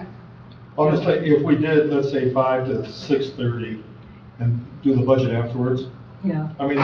it's a study session, he's gonna present the data, that's basically the whole purpose, right? Present the data And ask a whole bunch of questions. And hopefully, and we may not need it, but if we could plan for a budget session, potential budget session at the end, At the end. okay, at least if you put on your calendars, and we'll know next Tuesday afternoon whether we need another session or not. If it goes over a little bit, you still, it wouldn't be past 7, so we're still fine. Or maybe If we it could be started under at a 5 little bit. o'clock. Maybe it could be under. I wouldn't count on that. Okay. Yeah. Michelle, I can you do had that by something 5. to say? Is there any availability if you need another budget session instead of the 23rd to do it on the 16th? It'd be 2 days after the 14th, or is that a bad day? I have a board meeting at 12:30 in TC. I can't imagine it would take very long if you even need it, but that was just a suggestion, it's open on. So Thursday afternoon? No, I can't do it in the afternoon. Unfortunately, that's my month for medical. I can do it in the morning. Yeah, I'm okay in the morning, too. I'm going to do something in the morning. As long as I'm out of here by, Was it you, Melinda, that had a problem? I did, I can try to work it out. For budget, it's budget we're talking about now. Be probably your last budget meeting, yeah. Yeah, Potential meeting, maybe. Yeah, I On the can 16th. probably work out a couple hours in the morning. Okay, so 9 o'clock? yeah, I'd have to leave by 11:30. Well, I certainly hope we'd be done. Right. 9 then? Okay, so budget meeting September 16th, 9 a.m.? And then what, do you want to still do the other at 5 or 6? On the 23rd? 6 is fine. I'm sorry? Leave it at 6. Okay. 6? Yeah. All right, we'll get the meeting sheet out for 3 signatures. Okay, so September 14th, next week, at the end of the executive. September 16th at 9 a.m. potentially. And then a proposed study session on the 23rd at 6 p.m. Correct. Any other questions? All right, then that brings us then to public comment. Seeing none. Commissioner comment? Seeing none, we are adjourned. Kind of whipped through that one. A little motivated. 4:30.